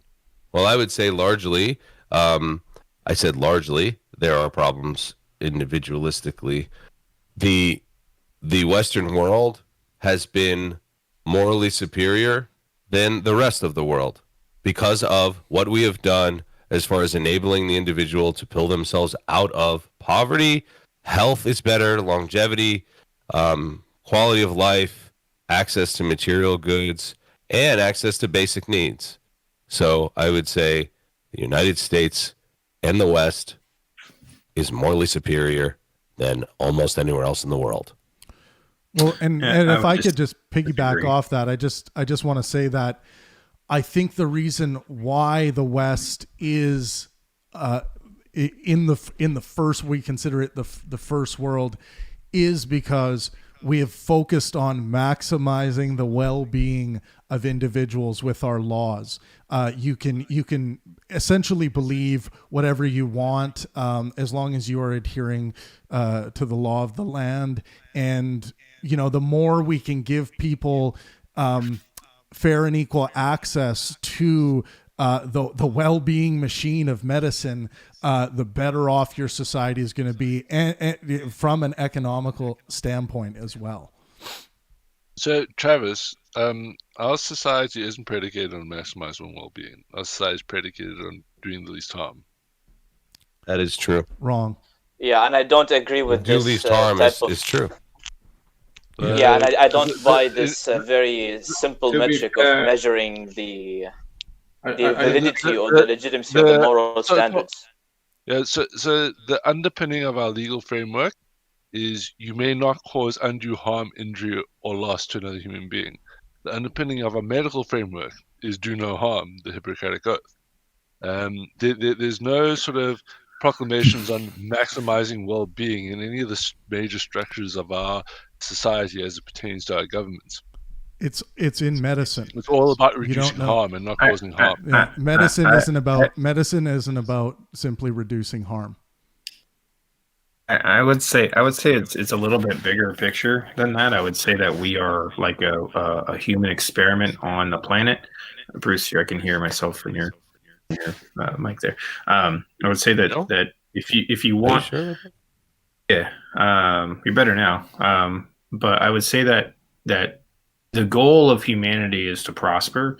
It looks to be that way. You can look at the humanity as something where we're trying to enter poverty, we're trying to have better health, to Pangburn's point of view, and we're also trying not to hurt each other as much as possible. But if it depends on how you want to go about, the Western world might have their way of doing things, sure, but you can also go to the Middle East if you want to have a more religious mindset. You can also go to China if you want to have more Taoist unification. I think that we're just a social experiment on the planet where there's multiple moral landscapes. There are multiple goals when it comes to unification and as a group, what are we trying to accomplish? And you're going to find examples all over the planet. You're going to have a lot of similarities as we all enjoy life and we want to procreate and we want to have experiences. So you're going to get that kind of commonalities.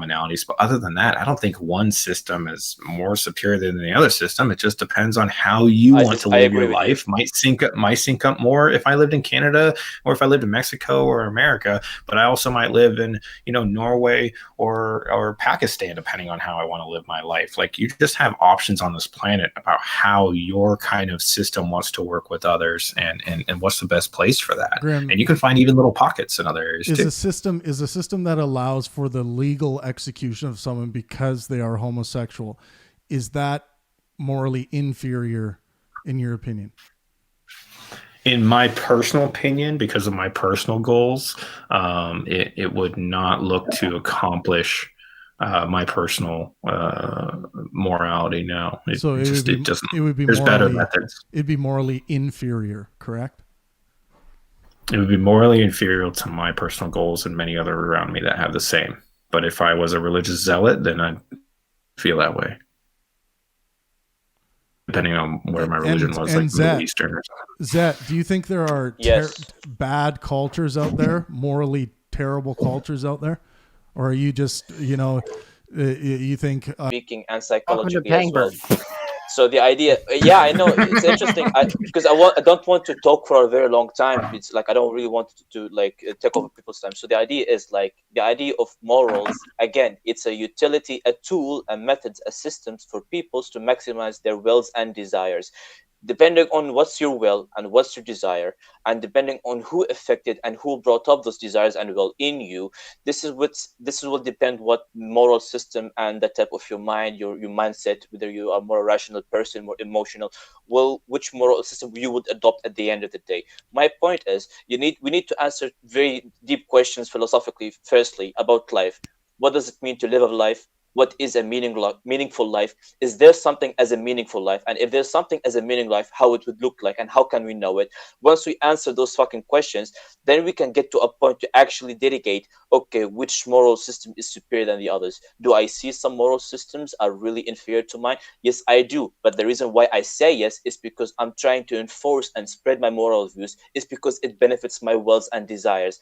I'm honest with it. I'm not being hypocritical here, but because I say so, because I want to push mine. Again, it's a very complicated questions. I don't think we have the answers for those like deep questions yet. So I don't think we can make an objective or is claim on which moral is superior than the rest or others. And I would say this is why it's difficult for us to wage war against those who kill gays in the Middle East, because now we can't say, oh, I don't know, they're doing whatever they want to do, like, hey, man, it's good, just do whatever you want, man. I mean, like, Zet, it's don't hang out over here, but that's like, a straw man. That's a straw man. No, just wait, Zet, it doesn't work this way. But that's what that plays out. I think that's how it plays out. I think Bruce is just one thing. I think Bruce is being a bit hyperbolic, but Zet, it sounds like you're afraid to cast fire on certain moral cultural opinions. That's that issue right there is the fundamental. If I were to say like there's one concern that Christians have with secularism is that issue, not specifically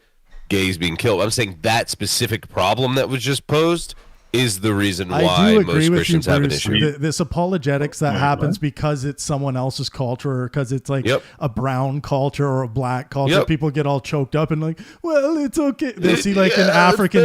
They'll see an African. You know what? They'll see an African tribe who are raping little children, and they're like, "Whoa, that allows their culture to get along just fine. Who are we to say?" It's like, fuck you. I'm going in there with fucking boots on the ground, and I'm gonna fucking save those children from being raped. Trav, exactly. And that's what I'm talking about. Listen, here's a small anecdote. During the time of Christians in Rome, 100 AD roughly, there were Christians there were these large bins and these places on the street that people would take fetuses they had aborted or children they didn't want and leave them for the wolves, literally for to eat. And Christians came and grabbed those babies and raised them. And it was a real problem because they were ethnically different at the time. And these Christians were seen as like weirdos that would take other people's kids. That sort of thing is what Christians are afraid of, and I would say a large portion of them in the U.S. at least are afraid of not being allowed in the across the board when you say like they can live their truth and you can live yours. Well, hey man, now we can't operate together, and I'm going to have to move to an island or I'm going to have to kill you, one or the other, and I don't want to be in that situation. You know what I mean? Yeah, I mean, I think one thing. Hold on a minute. I just want to. Just a very quick thing. I don't know why you talk this way after I give my mini monologue. Like I'm, like this type of lefty. Nobody is stopping you from actually initiating a war or a conflict based on the moral system. You can literally go into a war if you wish to because you didn't like it, but at least have the honesty, have the humbleness that you don't have an access to the ultimate knowledge. We are limitedly, we as beings are limitedly, we are limited in cognitive and also in episteme. We don't have the exact answers for all of things in life. And unless you actually give me the answers, what's the meaning of life? Is there such a thing as meaning of life? Why we are here and how life looks like and how we're supposed to live like? If you can answer those questions, then maybe I will convert to your own religion or your own moral beliefs. Otherwise, if you can't really provide those questions, I'm sorry. You can't say, oh, if people are gays in there and they're raping them and killing them, you can't really go. Absolutely, you can go to war. Man, we went to a war for more silly things. People kill each other for more silly By what standard are you measuring your ability to act and intervene? Because by your standard, there would be no reason for you to go there and act. We're having two different. Hold on.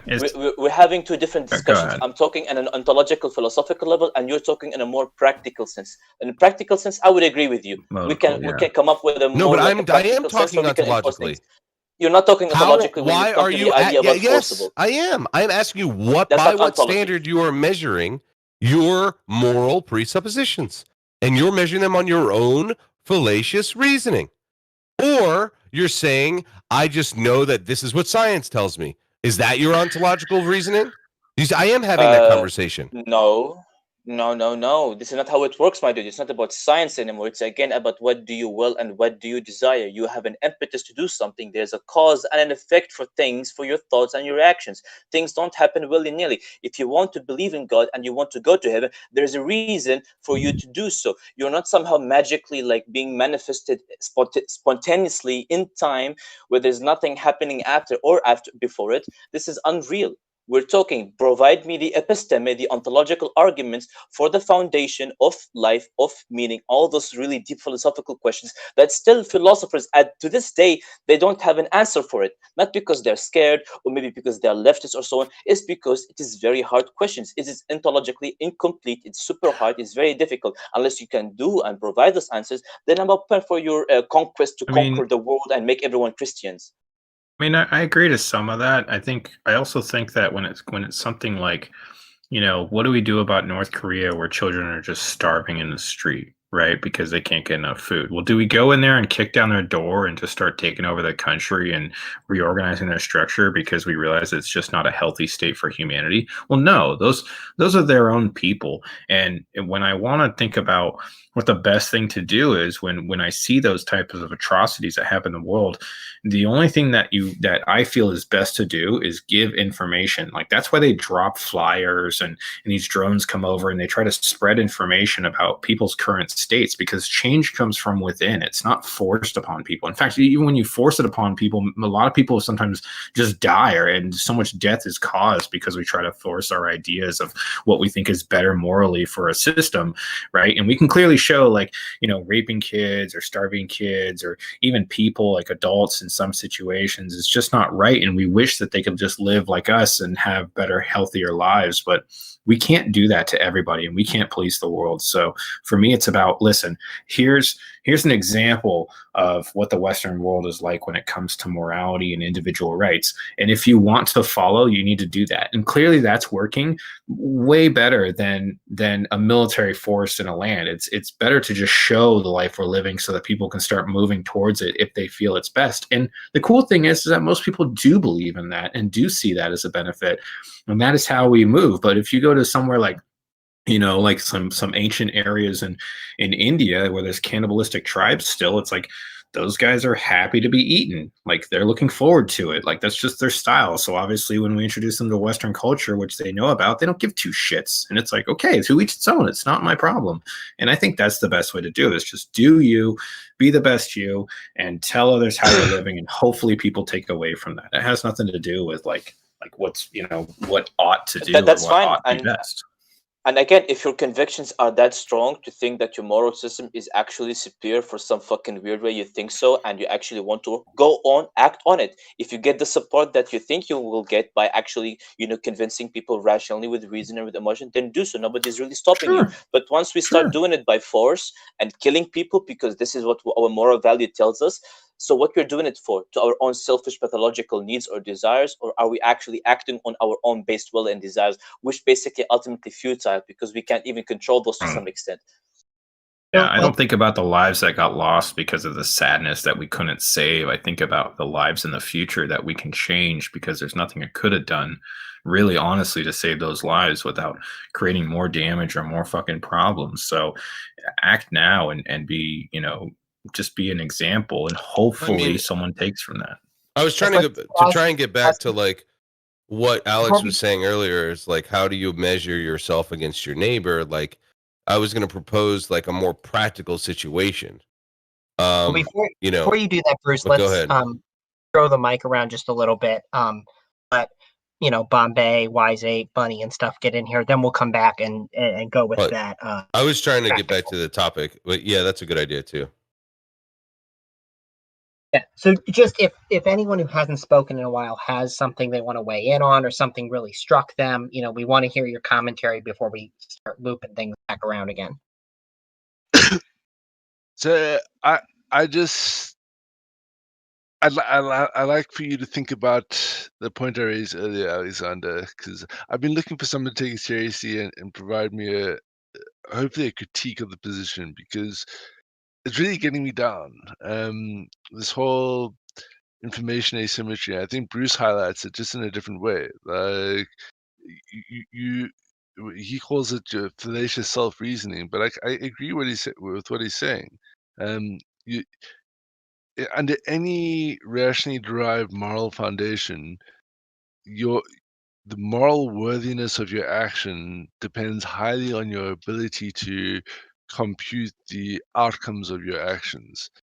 And within that, I can't get it out of my head. Like, with insufficient information, you can provide a moral justification for Nazism with my same moral foundation. And I think that's the same even with Travis's moral foundation. And like, I don't think I've cited it yet, but just in case people are questioning what I mean by limited information, if my entire information set was I'm suffering in my life, economically I can't get a job, life's shit and horrible, and here's this leader that I trust for whatever reason, Hitler, and like other people around me seem to trust him, and he's going about saying that, you know what, the Jews are doing all the suffering. But not only that, they're not just causing all of my suffering and my family suffering and my friends suffering. These fucking Jews, they're also causing the suffering of all the people around the world. And if that's where my information set started and stops, right there under my do the least harm principle, I've got a moral justification to go kill all the Jews because I just end suffering worldwide. But I mean, obviously I'd be wrong, but there's a clear moral justification there if I'm acting based on limited information. And as human beings, we act based on limited information all the time. This is why we have the saying, the road to hell is paved with good intentions. That's I right. don't think evil comes from people. Yes, there's a minute, small percentage of the population that is truly evil and does things maliciously.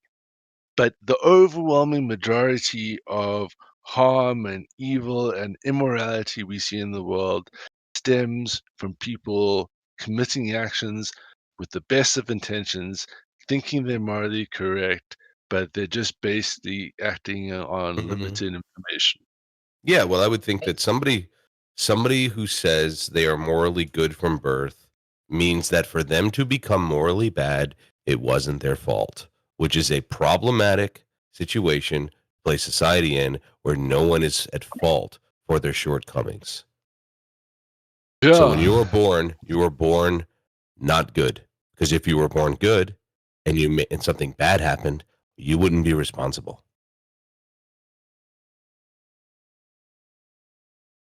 But having responsibility is considered a white Christian male problem that we shouldn't be enforcing on others under wokedom. So having responsibility and personal responsibility is seen as a four-letter word in a lot of these leftist circles. So the conversation is mostly useless. Does anyone want to take a stab at deniability's point? I do. That's what I was saying. I was just reinforcing it. I'm gonna hold off and give people a chance to do that first. I'd love for a critique, because every piece of moral philosophy I read and everything I've come to understand leads me to this rather depressing endpoint. Well, the Because depressing I endpoint find- I is what? agree. It is depressing. Well, so it's the thing is, it's a- we're facing a problem. Okay, we're facing a problem. Okay, we human beings have been, thrown into existence. We barely know shit. We get carried knowledge. We built upon this knowledge throughout life and so on, and figured out there's so many dilemmas. There's so many problems in like physics that we haven't yet solved, and some ontological problems regarding this universe. Some says like the universe fundamentally, reality fundamentally is incomplete, and so on.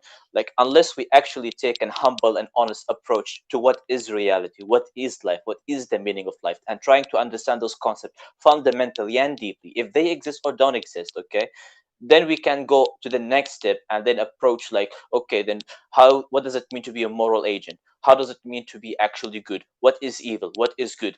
Unless you can have a definitive definition of those concepts, unless you have something that is objectively related, then we are in a problem. And this is how it seems to be. Now, the good news is We're human beings, we're rational beings. We try to solve conflicts, we try to solve problems, and we're gonna get to the point we're gonna talk about meta morality and meta justice and meta law, where we're gonna discuss what is justice, and fairness and righteousness and mercy and for all those type of concepts.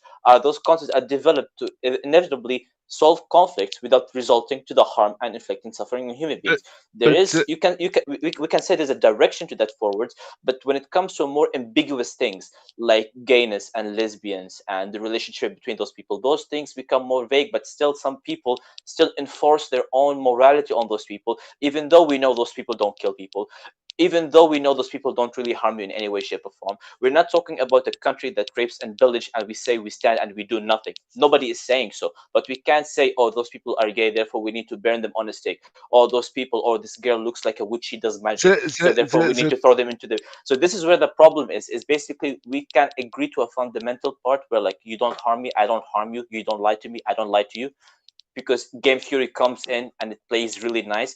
But when it gets more complicated, when we get into a more complex society, we need to take a step back, hold our breath, wait a minute, think a little bit, and then do action and do act and think about it. It's not easy. Nobody's saying it's easy. That's why we're having these discussions. It's not that obvious yet. Nobody has a claim yet on what morality should or ought to be. We have a sense, we have an intuition, but that's it. Let's just take a step back there, right? Morality is how we navigate complex social interactions. It's like a steering mast, if you will. It helps us to interpret the actions we receive from society and how best to engage in the way we interact with society. Now, that's all morality is. Now, because that is the case, it's evident that as soon as you engage in society, you need some sort of directional morality. So it has to happen at a very young age. Everything you just described, I'm sure is capable of a 30-year-old man. I'm not at all sure it's capable of a 10-year-old child. And this is the thing, right? Let's say we're sitting down and there's this problem in society. Everyone's fucking each other up. We need to come up with a moral ethic that everyone can just get the fuck along and sort shit out. Okay, cool. Let's say we're the smartest people in society and we really know what we're doing. We go, well, by observation, most people are idiots. They don't read books. Most of them are not literate. So, like, if we write shit down in books, we've got to get them all literate and reading before they do that. But like, they're all living as farmers and they're involved in their own shit. Like, how do we? Education is too much of a problem. But we've noticed that, like, you can irrationally communicate with people far more effectively. You can speak emotionally. You can preach, as it were, and people will listen. That's what religion for. And hold on, Zet.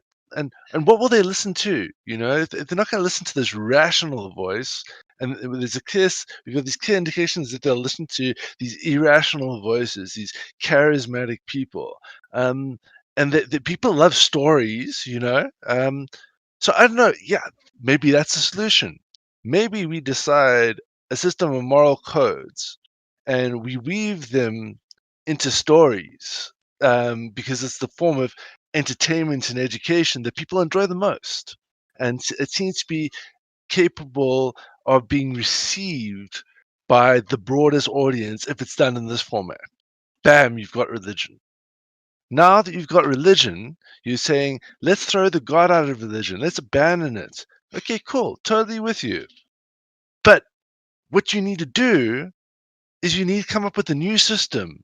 And you need to bear in mind that the system needs to be communicated and effectual at a very early age to uneducated, stupid little human beings, because they too are engaged with society and need to act morally.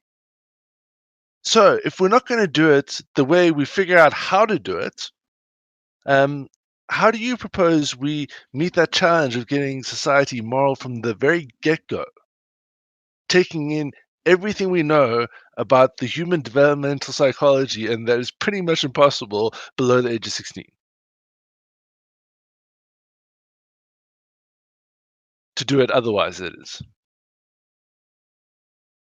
Because that's the You're challenge you talking. need to meet. Are you addressing me specifically or the room generally? No, you specifically, because you seem to be arguing most against religion. I'm an atheist too, but I think atheists are wrong when they say check religion out.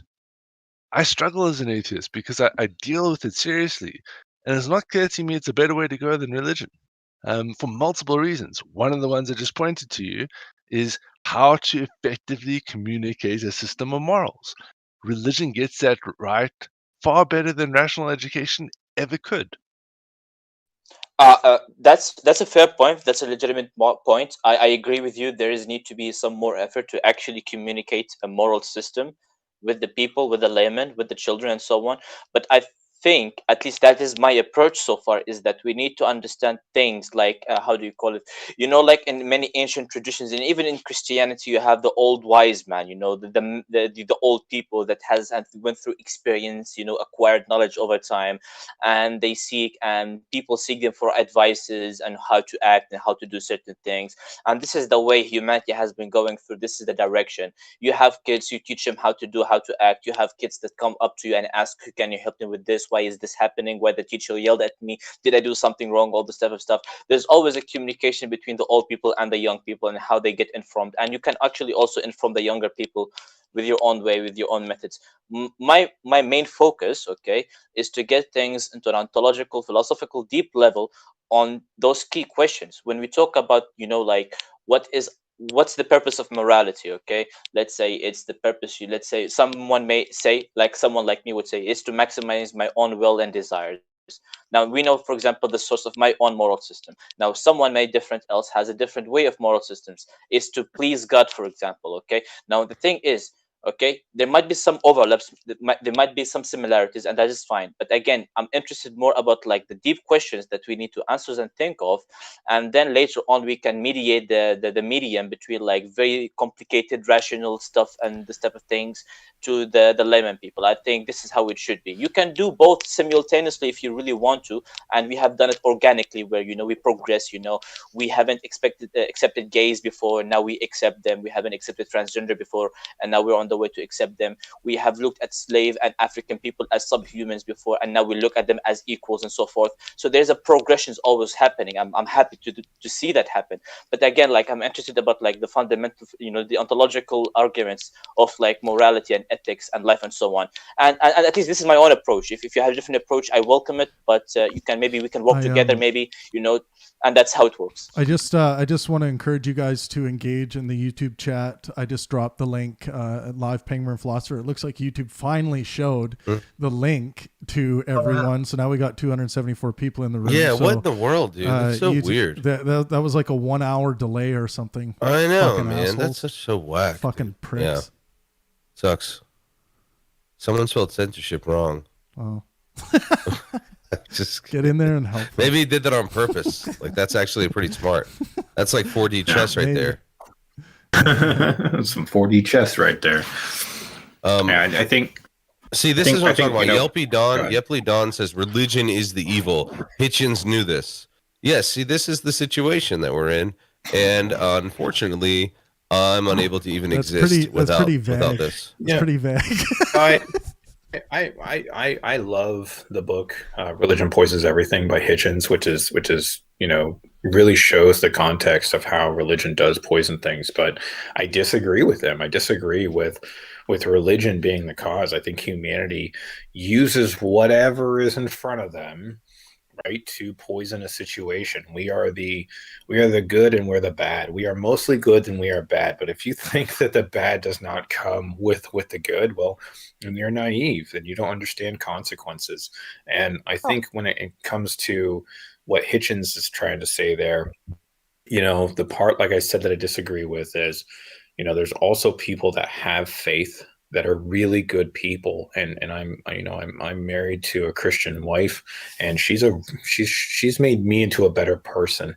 I don't contribute that to her faith. She might, and that's okay. But I think faith is her, and she is faith, because I think that's something that's just all personal. I don't think there's actually a higher God telling her or whatever.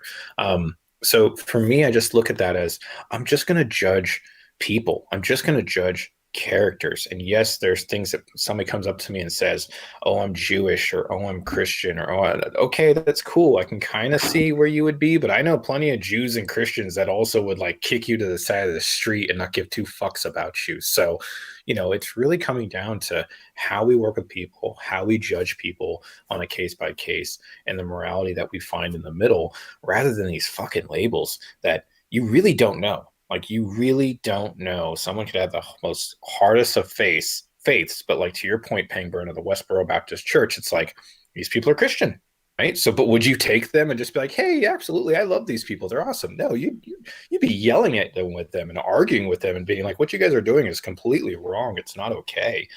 But to each its own, man, because people are people. As soon as people, so from a religious perspective, okay, I'll tell you why we don't associate with the belief they have in the independent fundamentalist Baptists. As soon as people start wrapping themselves up in works-based justifications, they will do outrageously zealotous things, zealotous, and I don't think zealotous is the right word. Things with zeal out of blind faith that they must do something to be seen as worthy. That is where these people start to miss what I would consider to be the entire freedom of God and the gospel.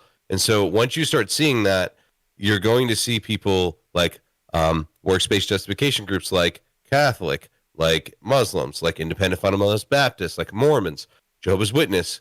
These are works-based justification. And so what you're seeing is them attempting to earn favor in the eyes of God through their earthly works. And when they do that, you see these sorts of scenarios, which is what the people in the Reformation attempted and successfully did refute. And so, anyway, I just wanted to throw the 2 cents in there as people start talking about Westboro and religion problems and how they act. It's because they believe they must do something to be seen as favorable in the eyes of God, which is not true.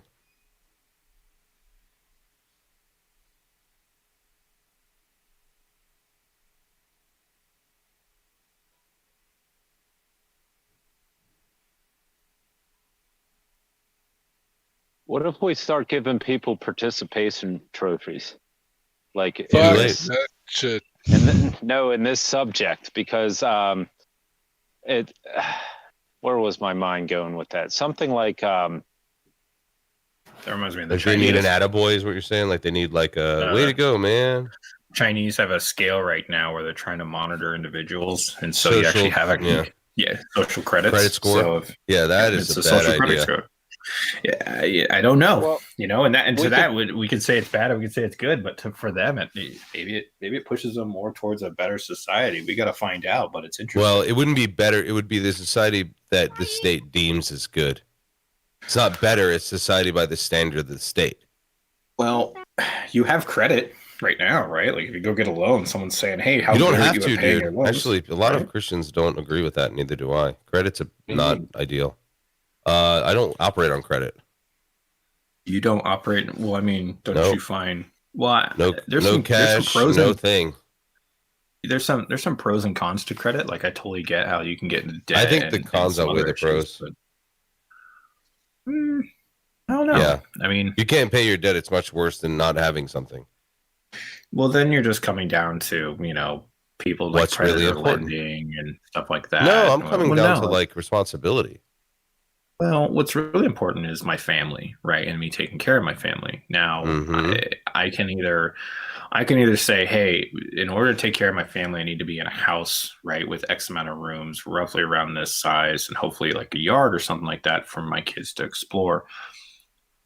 So if I have the capability of getting that without having the money for it right now, is there an option for that? Yes, there's an option, but it costs money. So if I look at my personal finances, that I can afford that for a 10, 20, 30 year run, then okay, then I take that gamble and I take that chance. And so that's where that can help me. And then I can have the betterment of my family, which actually makes me earn more money, which actually, everything actually works out and syncs up that way where we can do that rather than just try to save up. So I think credit can work really well there, or even like getting a vehicle, those kind of things. If we were to have things like student loan debt and I couldn't get a good job, or buying a house, but even though I don't even make enough money to make the payments right now, like those, like predator lending, yeah, there's obviously some problems there. But I would probably say for majority, credit has really helped people achieve kind of well-being and happiness and trying to create, I think it's created a false sense of happiness and materialism that leads to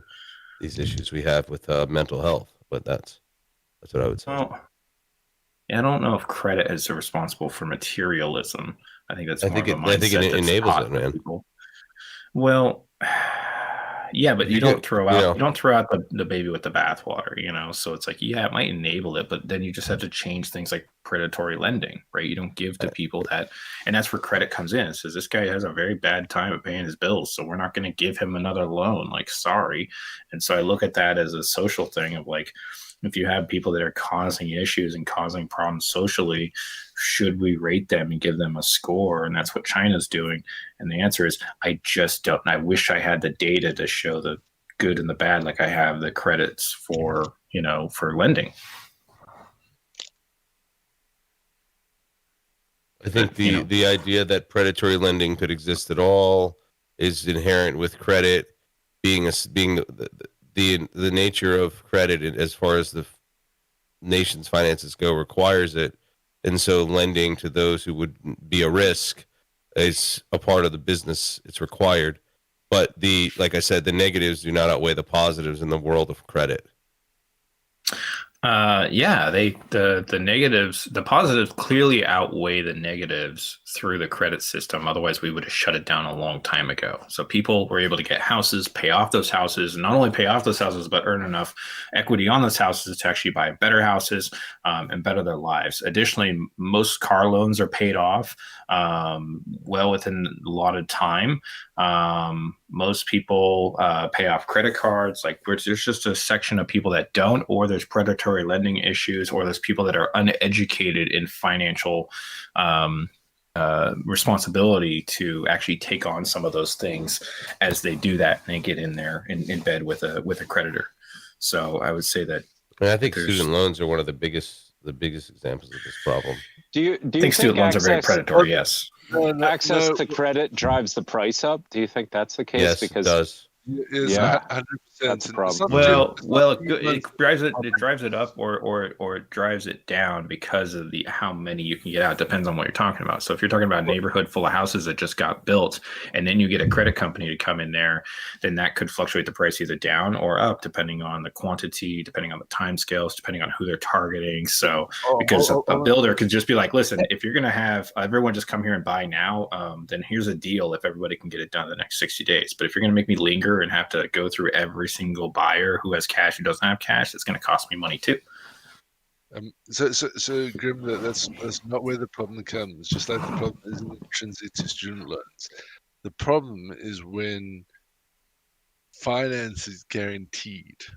So subprime happened because of various mortgage-backed loan security companies that were guaranteed by the government. Student loans are a problem because they're guaranteed by the government. Before student loans are guaranteed by the government, the conversation with the bank went like this: I graduated top of my class, straight A's, got into Harvard, want to study law. I need $200,000, pay it back over 5 to 10 years. Bank says, cool. Go forth. Here's your $200,000. As a lawyer, you'll be able to pay me back. Second conversation, you know what? You got like B's and C's, going to Harvard, but I'm doing gender studies. I need $200,000. I'll pay you back over 5 to 10 years. Bank goes, yeah, we don't see that as worthwhile investments. I don't see you paying back $200,000 over a 5 to 10 year period as a gender studies major. Sorry, if you wanted to go do that, study it with your own fucking cash. And that's pretty much how student loans went. And you can substitute lawyer in for engineer, doctor, anything that would be worthwhile getting a university degree for. All the other things, as they pertain to like getting careers, are just fucking useless. And the list is a great many more than you would think. It's literally I agree. it's literally only the professions with the professional bars, like accounting, engineering, architecture, medical, these sorts of things, law. These are the sort of things where you pass a professional bar. You go to university for these things if you want to get a job. All the rest of the shit that's on offer at university, it's great to study. It will make you a better person. But if you are borrowing $100,000 to $200,000 in the hope that studying those things is going to make you more money, you're a fucking idiot. So, Well, if the you're gender investing on yourself. studies, Go ahead, if the Will. gender studies, if that student can't get a loan for $200,000, then the school might say, "Oh shit! Like we have all these gender studies people out there. Let's offer them something for $20,000." And then all of a sudden, don't you think like maybe the price they wouldn't charge $200,000? What would most likely happen without government guaranteed student loans is a small minority that could afford to drop 100 to 200K on a useless education would be keen to study gender studies, but the overwhelming majority wouldn't. And you probably wouldn't have very many gender studies departments out there. Probably wouldn't have a lot of the pathological ideas coming out of these godforsaken departments, and would probably have a better society. So fuck government regulation and fuck the government guaranteeing anything. Sorry, that's my lines.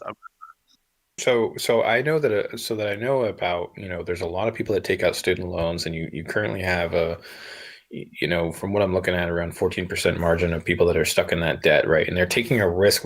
Like this is what I don't like about student loans is it's predatory lending in some ways, just like the 2008 financial collapse. It was predatory lending basics, which basically give somebody a home, make them auto approved, but we don't even really look at the background and how they're even going to pay for everything and all that kind of stuff. Same as student loans. Like you're taking a gamble that you're going to go educate yourself in the right way and then go get a job based on that education, 5, 10, 20 years down the line when you're finally actually able to make enough money to pay for this loan. And to me, that's a huge gamble that's not being discussed and not being handled correctly, I don't think, to people that are getting these student loans, and they're not getting educated in what they have to take on in order to do that. And also they're probably even constrained in a system where it's like that is their only option, right? So to me, yes, that's hard. To me, that's hard because you're talking about student loan debt, which I think in some cases we have to look from a social standard, just like people that take on, huge financial debts when it comes to like healthcare. So there are these things where I don't think credit and loans should be really used in that way. But when it comes to things like buying a house or getting a car, like statistically shown that those things not only like increase equity from like not the vehicles, but like for homes and property, like those things usually increase equity the year after you buy them. I mean, it's really rare for your house to like decline unless you pick the right or wrong neighborhood or some other, terrible situation that falls on you. But other than that, for majority of the time, it's a pretty good risk. It's a really good gamble as compared to student loan debt. When you look at that and go, how good of a risk, how good of a gamble is this? It doesn't look to be paying out. And we can look at those individually when you look at credit and loans. Grim, just pause for a moment there, please. You may not have understood what I said. And I apologize I waffled on for a bit, but I just addressed what you said. You said no one's talking about it, but when you talk about predatory lending, I'm telling you, predatory lending comes from the government guaranteeing a loan. They did it with property-based home loans. This is how we got subprime. That's not how it came out. I disagree wholeheartedly. That came from banks, dude, from these mortgage companies and bank companies that said, well, we can get away with what? Okay, let's do that. No. It came from two companies. The government signed off on it. It came from two companies, Annie Mae, Freddie Mac. They were the primary lenders of all these dodgy loans, the bond originators. These companies were backed by the government. The government bailed them out. And then through fairly complex financial regulation and paid off financial regulators, also a consequence of financial regulation, other companies like Goldman Sachs and Lehman Brothers and Bank of America purchased these bonds that had been originated from the government-backed guarantee. And because of the government regulation, that was bribed for the rubber stamp of approval, other banks like Bank of America and all that purchased these assets unknowingly, thinking they were better than what they were. Yes, should they have done their due diligence? Probably. But what they did was they trusted the government financial regulator, which ended up being bribed, which is an inevitable consequence of government regulation in any sector. It's the bribery But and the you lobbying. can't. I understand what they're trying to do, but There's who a does the clear screening of these causal people? there's a clear causal chain to subprime that goes back purely to financial regulation. Yes, there were private actors in that interplay, but if the government had no power to regulate the fucking sector, there would be none of that bullshit. Right. You don't go to Fannie Mae and Freddie Mac and get a loan. You have to have the private sector, these actors, right, work with that. Yes, I agree that the government is responsible because of where they were in the 2008 financial crisis. Selling the bonds originated from these two companies. Like you get brokers that have their own companies and a financial broking license, and they sell product from financial providers. The financial providers were government guaranteed. Then when the government guarantees something, it distorts the fucking market every single Right, time. but they didn't care. That's what I'm saying. And so they're selling these loans, and they the don't give a reason- shit. They know the person Yes, I sitting know, across from them but it cannot own a comes from the government $400,000 house, guarantee, Grim. but they sell it anyway. Grim, it comes from the fucking guarantee. I The bank, trust me, understand. they have the expertise and knowledge to investigate this properly. But from a bank's perspective, when your loss is guaranteed by the government, you have no reason to be cautious with your lending, because the more you lend out, the more interest you make, the more profit you make. The only risk to you lending out is if someone doesn't pay you back. But if the government's saying, listen, we'll guarantee it and we'll pay you back, you have no reason, no incentive to be prudent in any sense of the word. If someone comes and says, I want to owner load of money, an operation, I'm I going to load understand it all to this. you. I get all this. I get all this. You don't need to explain to me 7 Ways Sunday. As the owner of an operation, though, that is allowing, right? Like if I was a mortgage company, right, or if I was a bank, then I would spot that, which they clearly did, right? And then you go, oh fuck, we're gonna have some losses come when this shit hits the fan. No, which they're not going to have clearly losses. they The did. government's covering right? the losses. No, man. The government didn't cover everybody that lost in 2008, 2009. Sorry. They covered Annie Mae and Freddie Mac, and then because of that, they covered They covered their own ass. They covered the next two. No, but it's all interconnected. Like 80% of the bad bonds came out of Annie Mae and Freddie Mac. They just got repackaged into more complex financial derivatives and sold to other banks as basically what is tantamount to fraud. Like, right. And then they got rated higher than they should have been, which is what caused an issue. So wait, how does that work with your discussion on morality, though? Because something you said deniable. Oh, we've gone like way off track. But you haven't. I was gone a few minutes, and I don't know. I still think you're on track because you mentioned something about the banks making lending primarily to make profit, to increase their profit margin. Yeah. And you also talked about the corruption of the government and the government's corruption and inefficiency. I guess that would be somehow to attain profit as well for the government. The government are trying to get profit. For the individual actors in the government, not the government. Exactly, yeah, the individual actors. So this whole thing about increasing of profit margin, reminds me very much of an economic ideology called capitalism. How do you marshal capitalism in order to ensure that you have good morality? Because I think capitalism can affect the morality of human beings. So the reason it's a straw man is you're making theft tantamount to capitalism. No, I'm talking about profit. No, I know, but you're making theft tantamount to it, and this is how you're doing it, right? You're taking the for-profit model and saying, here, it applies here, and this is clearly wrong. The here that it applies is a case of theft. It's a case of a government employee selling the power of the people for his own personal gain. That is theft. that Yeah, is that's immoral. I'm not arguing That's the immoral action right there. That's not the part I'm arguing about. But that's got nothing to do with capitalism. No, I'm talking That's about got everything to do with theft and corruption. Yeah, I'm not talking about that. I'm talking about the part where you said that the banks making their loans, lending to increase their profit. That is part of capitalism.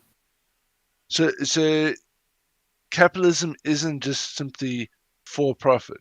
Capitalism is the free exchange of goods between free peoples. When you have the government regulating the sector, you no longer have that. In the strictest sense, you don't have capitalism if the government is manipulating the market. So you're saying that in the strictest sense, in the West, according to you, we don't have capitalism because the government is manipulating the markets. We have some perverse, twisted version of socialist capitalism, and it is responsible for a lot of the harms we see. Like the system of patent regulation, this is entirely market distorting. Patent regulation is socialism? No, I'm not saying it's socialism. When I use the word socialism, was with reference to the government regulating the private sector using the tax base. That to me is the strictest and simplest definition of socialism. When the government's regulating the private sector and controlling the private sector using taxpayers' money, that's the political act of socialism in my mind. Okay, in your mind, but that's not actually the definition of socialism. When I say that, I say that specifically because if you really think about it, it broadly fits all varying definitions of socialism. Because in all varying definitions of socialism, what you have is people advocating that the governments must tax the population it runs and use those tax proceeds to adjust the social outcomes that would otherwise freely work themselves out in society. So, for example, we say like socialized healthcare. Socialized healthcare is the act of the government taxing the population and redistributing that tax money to change the social construction of society that would otherwise be. And what they're changing is under a free market, people that aren't employed, that people that have gone bankrupt, they will not be able to afford healthcare. So the government is taxing everyone else, and they're paying for the healthcare of those people that can't afford. And the banks making loans for profit, what would you consider that to be? Well, that's just plain old corruption, and that's what happens when. So the basic model of banking under a free capitalist system is: I have my pool of money, I will lend it out to you, and I will charge you an interest rate. That's how I make my profits. Now, the natural inhibitor to me lending that money out is I need to think: are you going to fucking pay me back? Right? Now, if I truly stand to lose, as is right in a free capital market, then it would be prudent of me to get all up in your business about why you want this money, what you're going to spend it on, and what's your plan to pay me back. And if I'm confident on all those answers, then here's the money. And if you're confident on your whole plan, you'll take the money and you'll pay me back my interest rate, right? So now, how in would that same situation, if the government is stepping in and guaranteeing that no matter who I loan money to, no matter for what project, if that person can't pay, the government will step in and pay me back. Now you've removed the natural competitive check on the loaning out of that money. Now you removed the bank's necessity to inquire about what this loan is for, what it's going to be used for, and most importantly, what's the plan to pay it back. Historically speaking, that has not happened all the time. You're talking about particular situation deniability. What about Yes. all the other situations when process. that didn't? Yep. What about all the other situations when that didn't happen? When the government did not guarantee the banks that they would still be paid even if their loans got messed up? Because we know that the government hasn't always been backing up the banks like that forever. Let So me, Yeah, let and me, we're, let me, we're let me, let me, going let me interject here, to deniability, before you answer. Let me interject. Let's try to twist this back towards the morality before we get to talking about like banking and stuff. Because the original topic was credit history, like they have in China right now when it comes to social credit. So let's think about how a country or an area could kind of regulate that based on what you guys are saying when it comes to like, financial law. Before you do that, the reason why I did that was to address morality, because I notice every time morality comes up, there are a lot of things that get criticized, but the one thing that never gets criticized and looked at all is capitalism. And I'm curious about that. because we can touch base has on the the capitalistic best side of it. well-being outputs. Yeah. It's clear and evident, with as much correlative evidence as we can muster, that capitalism provides better outcomes for societies than any other system that humanity has developed. But according Not to you, everything, right? capitalism doesn't exist. We only have socialist capitalism. So how can you then make that statement you just made about capitalism? Because according to you, what you've just told me for the last 15 minutes, even in the West, we don't have capitalism. We have this corrupt thing you said, socialist capitalism or something. That's what you said. So Bombay, as an economist, I break things down into sectors, right? So for our major sectors, as it pertains to medicine, as it pertains to food, a lot of this is monopolized and oligopolized through government regulation. And here we see clear corruptions of the principles of capitalism and clear government regulation of the marketplace. When you're talking about the finance industry, and we just spoke a lot about the finance industry, but there's not to say that every human interaction that goes into the economy is under such exchange. There are the majority of businesses don't have much regulation to follow. The majority of businesses don't necessarily have to worry about the regulation, and it's just a minority of businesses that for some reason we've arbitrarily decided that are so risky or dangerous or powerful that we can't just let people engage in them. And I mean, for sure, there are arguments on some of them I can agree with, like regulation of nuclear weapons manufacturing and possession seems like a pretty fucking good idea.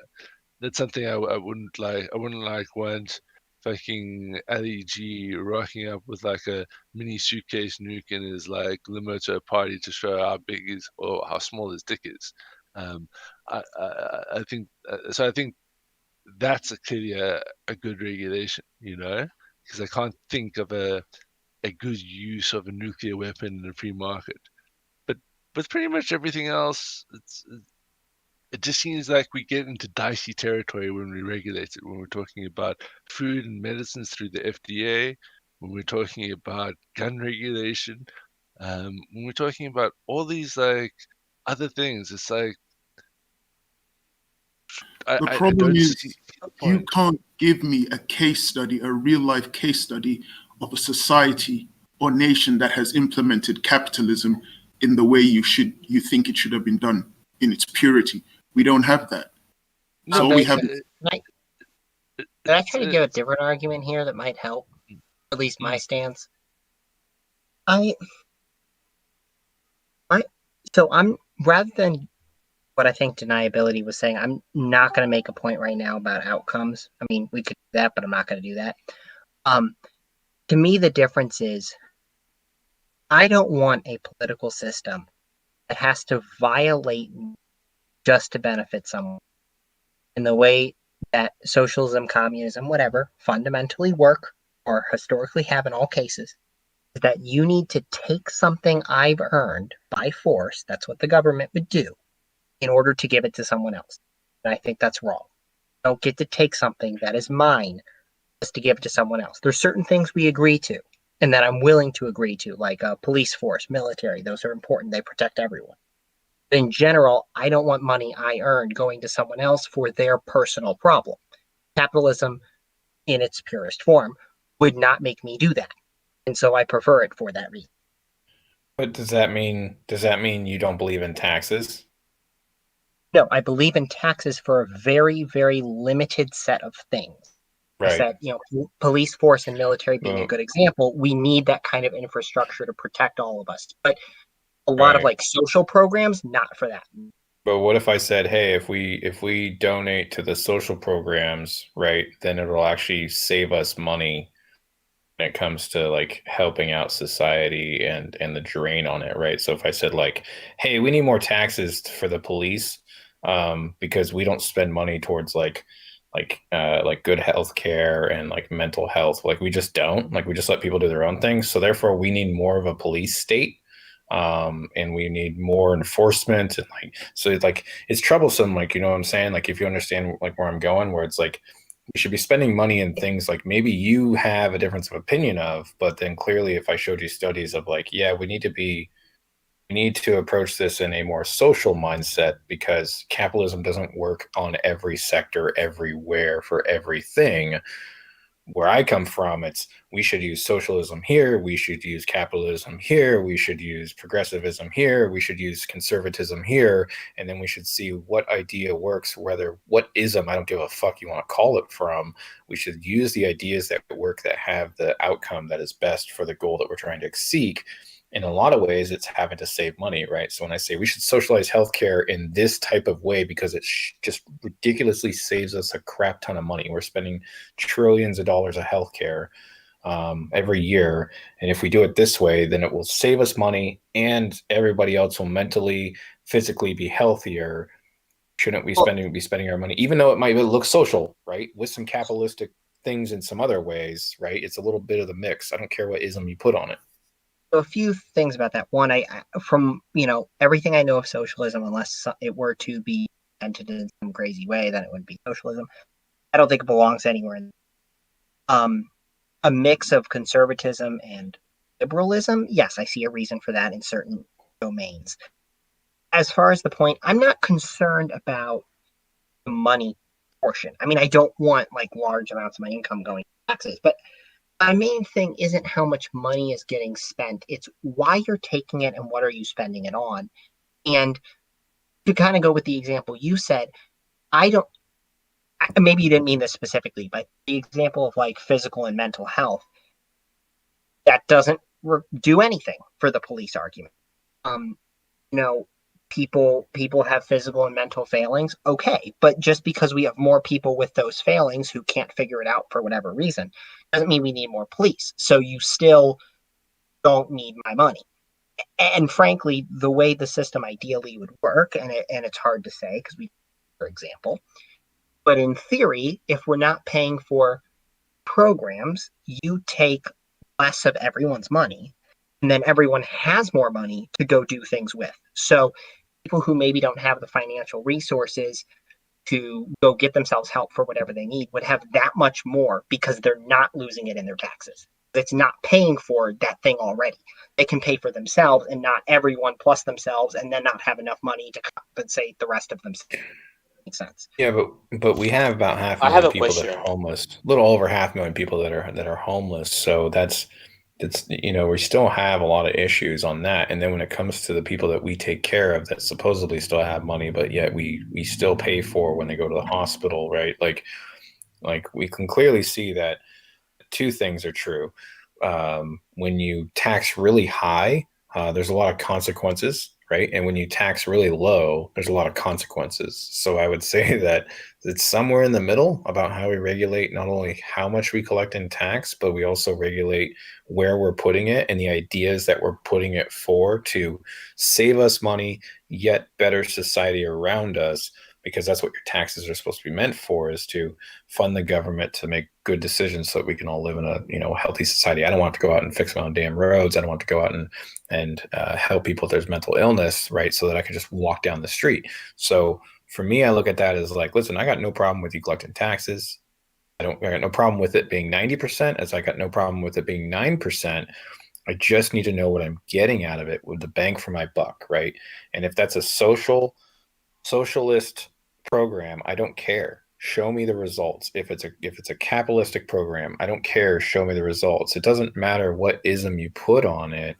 It's got to have good results for the money that I'm giving up. And if I don't like it, I'll fucking leave, and I think we should be doing this on a state level, because we have 50 experiments we should be working on, not nationally. I think national programs are terrible. One size fits all just isn't healthy, and I I'm think with that you on that part. comes that stuff. So all for but focusing more on but the for state. example, like to Weinstein's point of view, like what if everybody got a card that says you can spend X amount of money on a private physician and on a personal health plan that's for you or your family, and that card is paid for by the government. So there's a capitalistic mindset to say we still keep competition when it comes to picking a healthcare program and a personal physician, but it's a socialist thing because the government is giving you money based off the taxes. And then they look at that from an economical standpoint and go, holy shit, we can actually save a lot more money doing something like that, rather than where the government is currently spending money in healthcare, which is like over $1 trillion a year. Can we reroute it to people? And it looks to be better to do that way. So there's some socialism, there's some capitalism there, and some progressivism, and hopefully some conservatism in there somewhere too. To me, I look at that as like, cool. It doesn't matter. Just let's get the fucking idea rolling that makes sense and has a good outcome, because everybody just wants better healthcare. So I don't care what it looks like. To me, that what you just gave is a fundamentally wrong idea, because you're still in that system violating my core principle that you're taking money. The government is taking money that's mine and distributing it in some way, and it's going to people that are not me, and it's mine. And if in theory, the only correction for that, right, is if it was distributed proportionally to how much you're going to need to spend, which is the same thing as me keeping it in the first place. So that's my problem. Is I want to keep as much of what I earn as humanly possible. I only want to contribute to the things that benefit me in some direct conceivable way should something happen. I'm not talking about like we want to solve homelessness. That's like elective tax. In a certain way. I mean, that's part of what living in a country or living in a state is. You're agreeing to whatever the terms are. But I would much rather see a lot of those social problems solved via, things like charity and outreach and, maybe some education here and there in various ways, rather than throwing money at the problem. Historically, that doesn't solve things. And I agree. It just takes so much from everybody that it's not fair according to my moral system. That man wanted to get in here. I don't want to interrupt him as well. He had a question. No, I had an earlier question. That's why I think you guys can go on. But just a tiny comment. I feel like. Sorry, I wanted to go on. I agree with Alexander. I think we need to really think where we spend our money and we carefully allocate them where it should be. In fact, I don't know if you have seen the recent IRS boss guy when he was basically talking about there has been, I don't know the numbers exactly, but the number was big enough that actually made me open my jaw that there's money actually going missing from the people that are being taxed for. So I feel there's a valid argument that there are actually inefficiency in the taxation system. Their money is going missing. There is very bad behaviors in the allocation of funding. But again, I don't see this an argument inherently against taxation, but the application and the execution of those taxations. I think the taxation is a great system. It allows for big projects, for things that are impossible that can be done by individuals. It needs a groups of society. So there's the benefits for it. And I think if you really want to improve the system, if you want to improve the taxes, get into politics, get into mayor, get into some higher positions, and control how people spend their taxes or where the taxes go. That's my solution would be for you. Yeah, I mean, I definitely see that. I mean, if you had something of like a healthcare system that, like, if you looked at it and you'd be like, okay, well, everybody can either elect themselves into this healthcare system, right? So and right now they already do this state by state. So like, I think, most states have a healthcare system that if you don't make enough money, they can provide some sort of medical and dental just so that you're taken care of. And it's either in a low cost amount or completely free. And this is taken through a taxation of people that usually, I think, buy other healthcare programs. There's also state pots that are involved and a few other ways to reroute that money, but it is through taxation, right? So in a lot of ways, to Alexander's point, you're working and spending 3 months of your life every year to pay for taxes, and then what do you get from that, right? What do you get for these taxes? Well, I can drive on the road, I can do all these other things, but then there's all this other stuff that that's happening that maybe I don't want to be part of. So things like Social Security. Well, could you not pay into Social Security while you're working, but then know that by the time you get to the age that you can apply for Social Security, that you won't get it. You're just not allowed to get it anymore. You never paid into it, so you never part to get it, right? The other side of it is we don't have enough actors in the healthcare or Social Security or Medicare space or whatever to even provide coverage in appropriate ways. So therefore, you shut down the program altogether. I think there's definitely a lot of questions there. I'm not saying I have the answers, but I'm saying there's a lot of problems when you make it elective as compared to mandatory.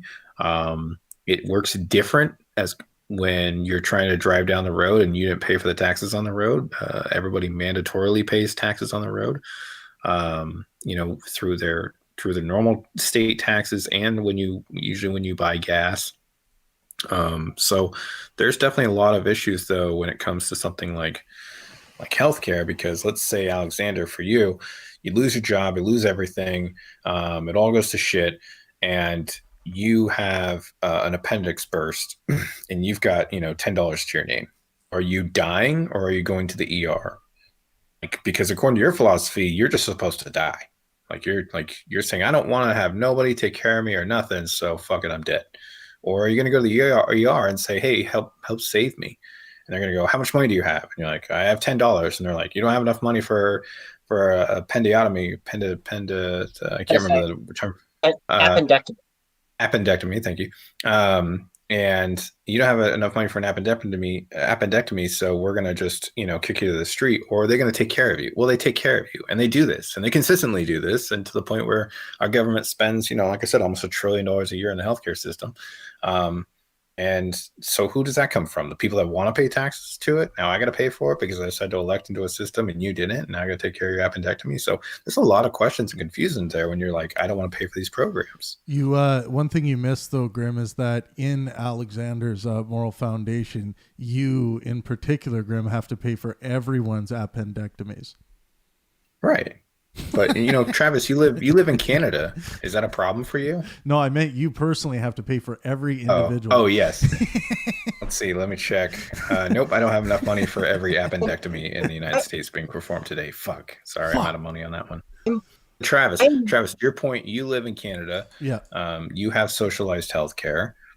Is it a big deal that you're paying for somebody's appendectomy a little bit, Well, it because the taxation is built into product and income tax and all that, we're not paying an additional tax for it. It's just included in the bulk budget. So no, it doesn't feel like I'm paying anything extra for that. It's just built into the moral fabric of Canada that we are happy. I'm not saying everyone is. There are people who are not happy to, but I'm saying in general, Canada is happy to pay for the required health care for their brethren. And do you see the benefits? Oh yeah. Well, I mean, you can just look at like the health how Canada scores on all of the health statistics scales versus other countries. And a lot of people are like, well, the spending would get out of hand, but you spend way more on an unhealthy nation. If you Correct. give people the options to stay healthy, get healthy, promote good information, and Canada's doesn't have all of that mastered, but at least, you know, we have gotten to this point where people are not, you know, worried about going in for a surgery that they really do require, because they're not sure if they want to go in debt on that surgery. Here's And the that's problem. where I come from. Yeah. So, like, here's a problem with that whole system is, I understand Canada is also nationalized car insurance, and Yeah, you know, we do. the nationalization of car Actually, insurance. sorry, it's not nationalized. There are some provinces that are private. Yeah, but I think that's a far healthier system, at least mathematically. You know, put aside the like celestial scapulist argument for now. Just look at the mathematics of it, right? In the car insurance game, the older you get, the more experience you have behind the wheel, the less accident prone you become. Also, the more risk averse you become with age. So all this adds up to you becoming a better driver and you having less accidents over time as you get older. Contrasted with medical insurance, where when you start out young, you pretty much have no problems. And as you get older, it gets more and more expensive and exponentially so to keep you alive. And this is a problem, particularly in developed nations. The only nations that can seem to afford this sort of national healthcare program, because you have upside down population pyramids. So you have the majority of your population is elderly and growing, and your healthcare system is getting exponentially more expensive. At some point, it eventually outstrips itself, because at some point people need to fucking die. You can't keep everyone alive. And you know, for at 104, that extra 2 years might cost the same for amounts of money as treating like 10 cancer patients in their 40s. You know, so it does get. I don't get like, the argument you're making, dude. So in the UK, Yeah, neither do I. in the UK, they have just said that if you're older than 75, you will not get cancer treatment. You are too old to get cancer treatment.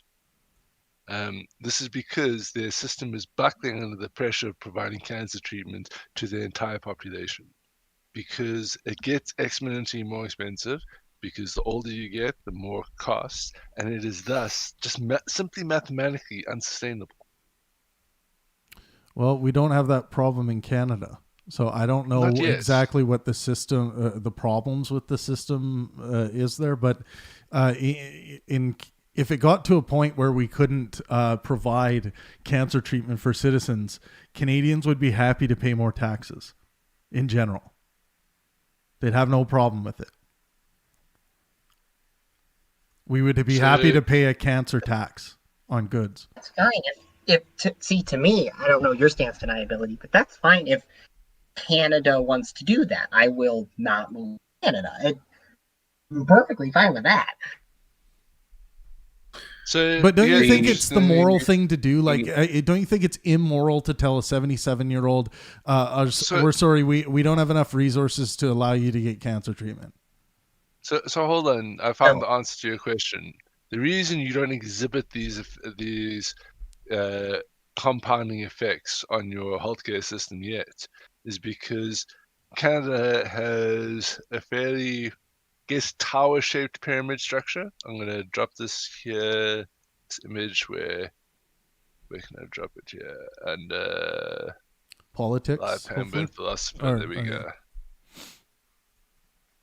Yeah, but deniability. I know where you're going down, but I just said that regardless of the financial situation, it's my belief when I look at the moral fabric of Canada and generalize that, and generally what people like. Here's one guy in the comment section here on YouTube. Peter Messenger says, "As a Canadian, I'm proud to know that a portion of my earnings goes to improving the health of the whole nation." Like, that's generally how people feel in Canada, regardless of whether we had to add an extra tax for that.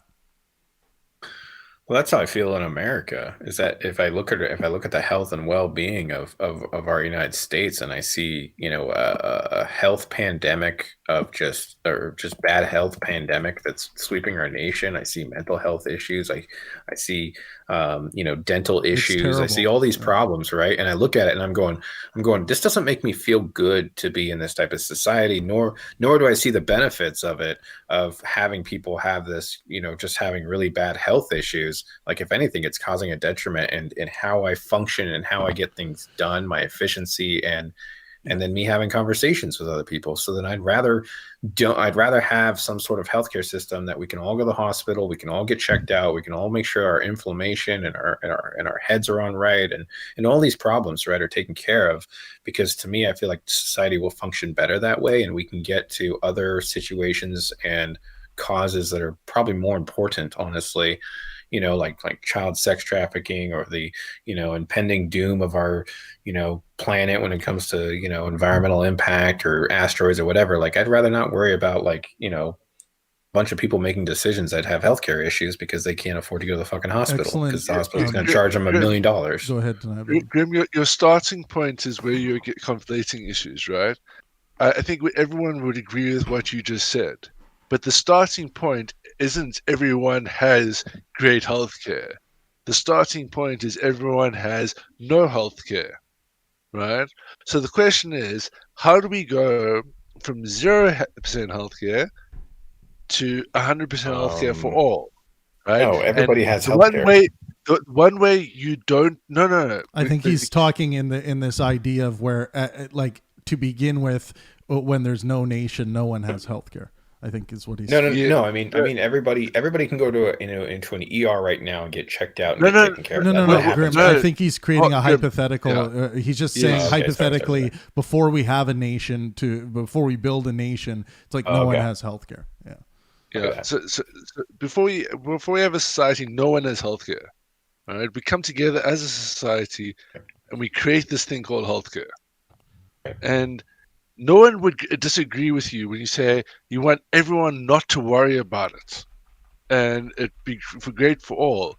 And no one will disagree. The only part where we disagree is how do we get there. I think where you're mistaking the part is you think that we're operating from we all have healthcare from the get-go, and this is not the case.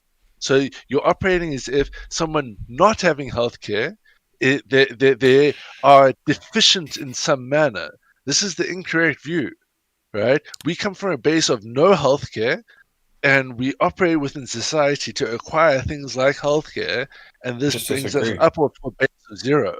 And so every achievement into that, and this is where my perspective on the economics of the matter comes in. In the 1930s, it was fairly rare to be able to wipe your fucking nose on something clean, the utility of which for healthcare is astronomical. That's why I do the logger's blow. You cover one nostril and you. Well, now I disagree, tissue paper is practically free at any public bathroom, right? Oh, yeah. Many iterations of the game later on, the concept of not being able to access tissue paper, even here in Africa, is a foreign concept. Right? Because it's something that's been produced and made so cheap and so readily available, it basically costs nothing. Okay. I just disagree. I disagree because healthcare has always been prominent from the villages that started out when you had the one shaman or person that knew how to treat wounds. They never really charged you for it, right? Everyone would chip in and try to help that person out. But most people wouldn't charge for that, right? That has slowly moved on to hospitals. Though. No, you pay for what you get. I know that. And here's the problem: is that when you're so I'm moving to that point. But what I'm saying is that healthcare has always been a present from you, somebody in your family helping you, to you helping you, to your village member, so on, so on, so on. Now that we're moved more into an intricate society where we have hospitals and private practice and things like that, we can clearly show that for-profit hospitals who are beholden to their shareholders provide worse solutions and more problems than nonprofit. In fact, nonprofit hospitals seem to be doing the best at approaching these situations and solving things like cancer and diabetes and just certain other type of, there's another one I'm trying to think of, it's tip of my tongue, but when it comes down to it, the for-profit model when it comes to healthcare is new. Like, this isn't something that we had back then, where we had massive areas for people to congregate to like get well, like health and wellness. That's only been around for the past couple thousand years or so. Like, before then, people went and saw a local doctor, and that guy barely even charged you. Maybe you would donate, maybe you would help out and do those things. So hold on, liability. 1 second, I'm finishing my thought. Please just let Grim finish his thought. Then calm your tits, bro.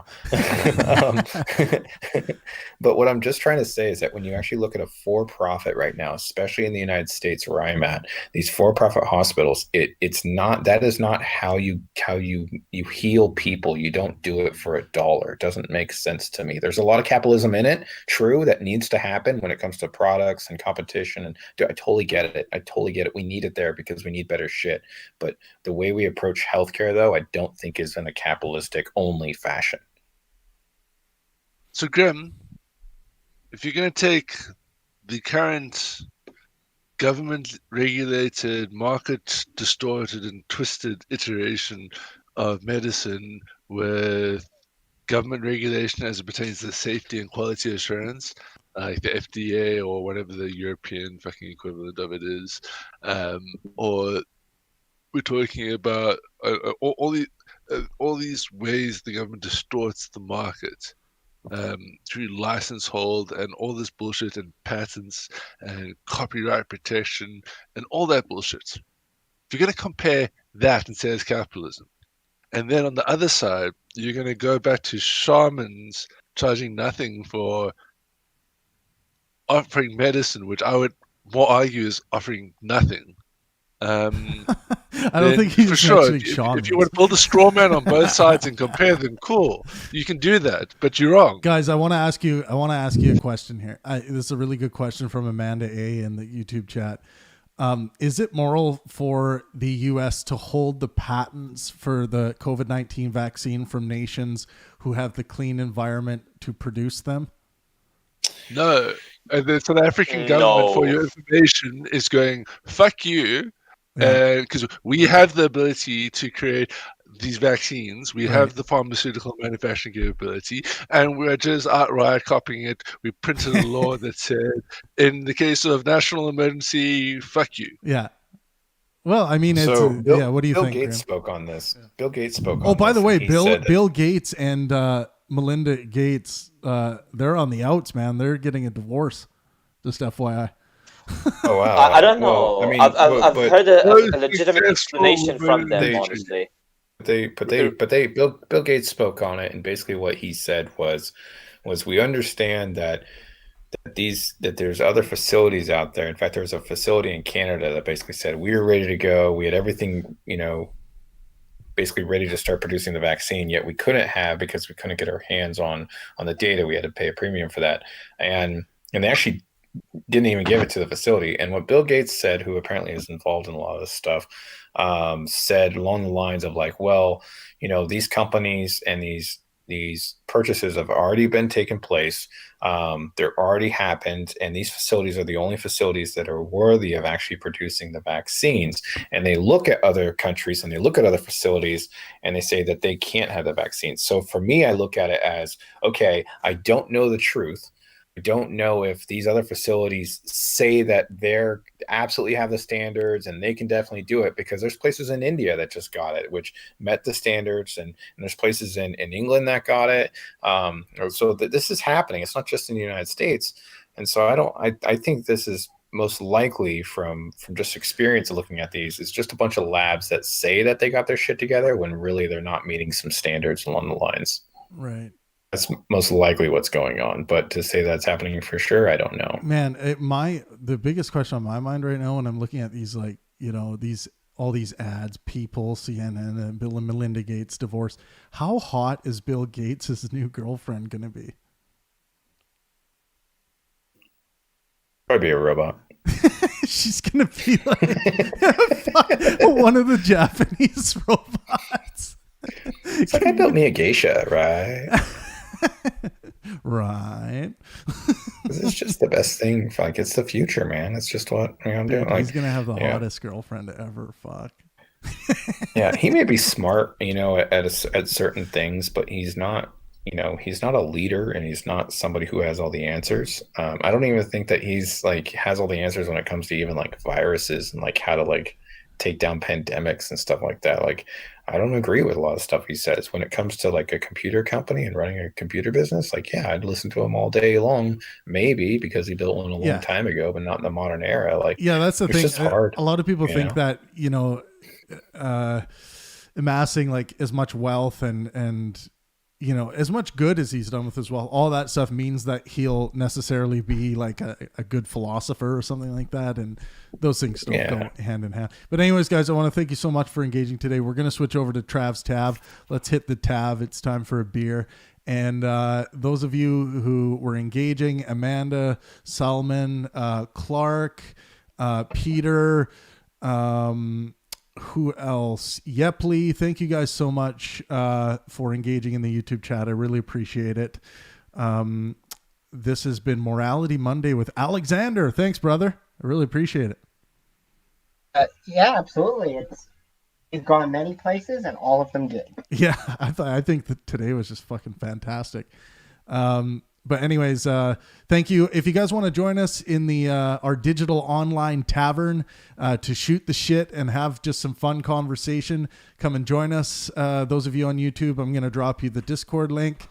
You'll find Trav's Tav on the left-hand side. If you scroll down, you'll find us in the tavern there. So thank you guys again for joining us for Morality Monday.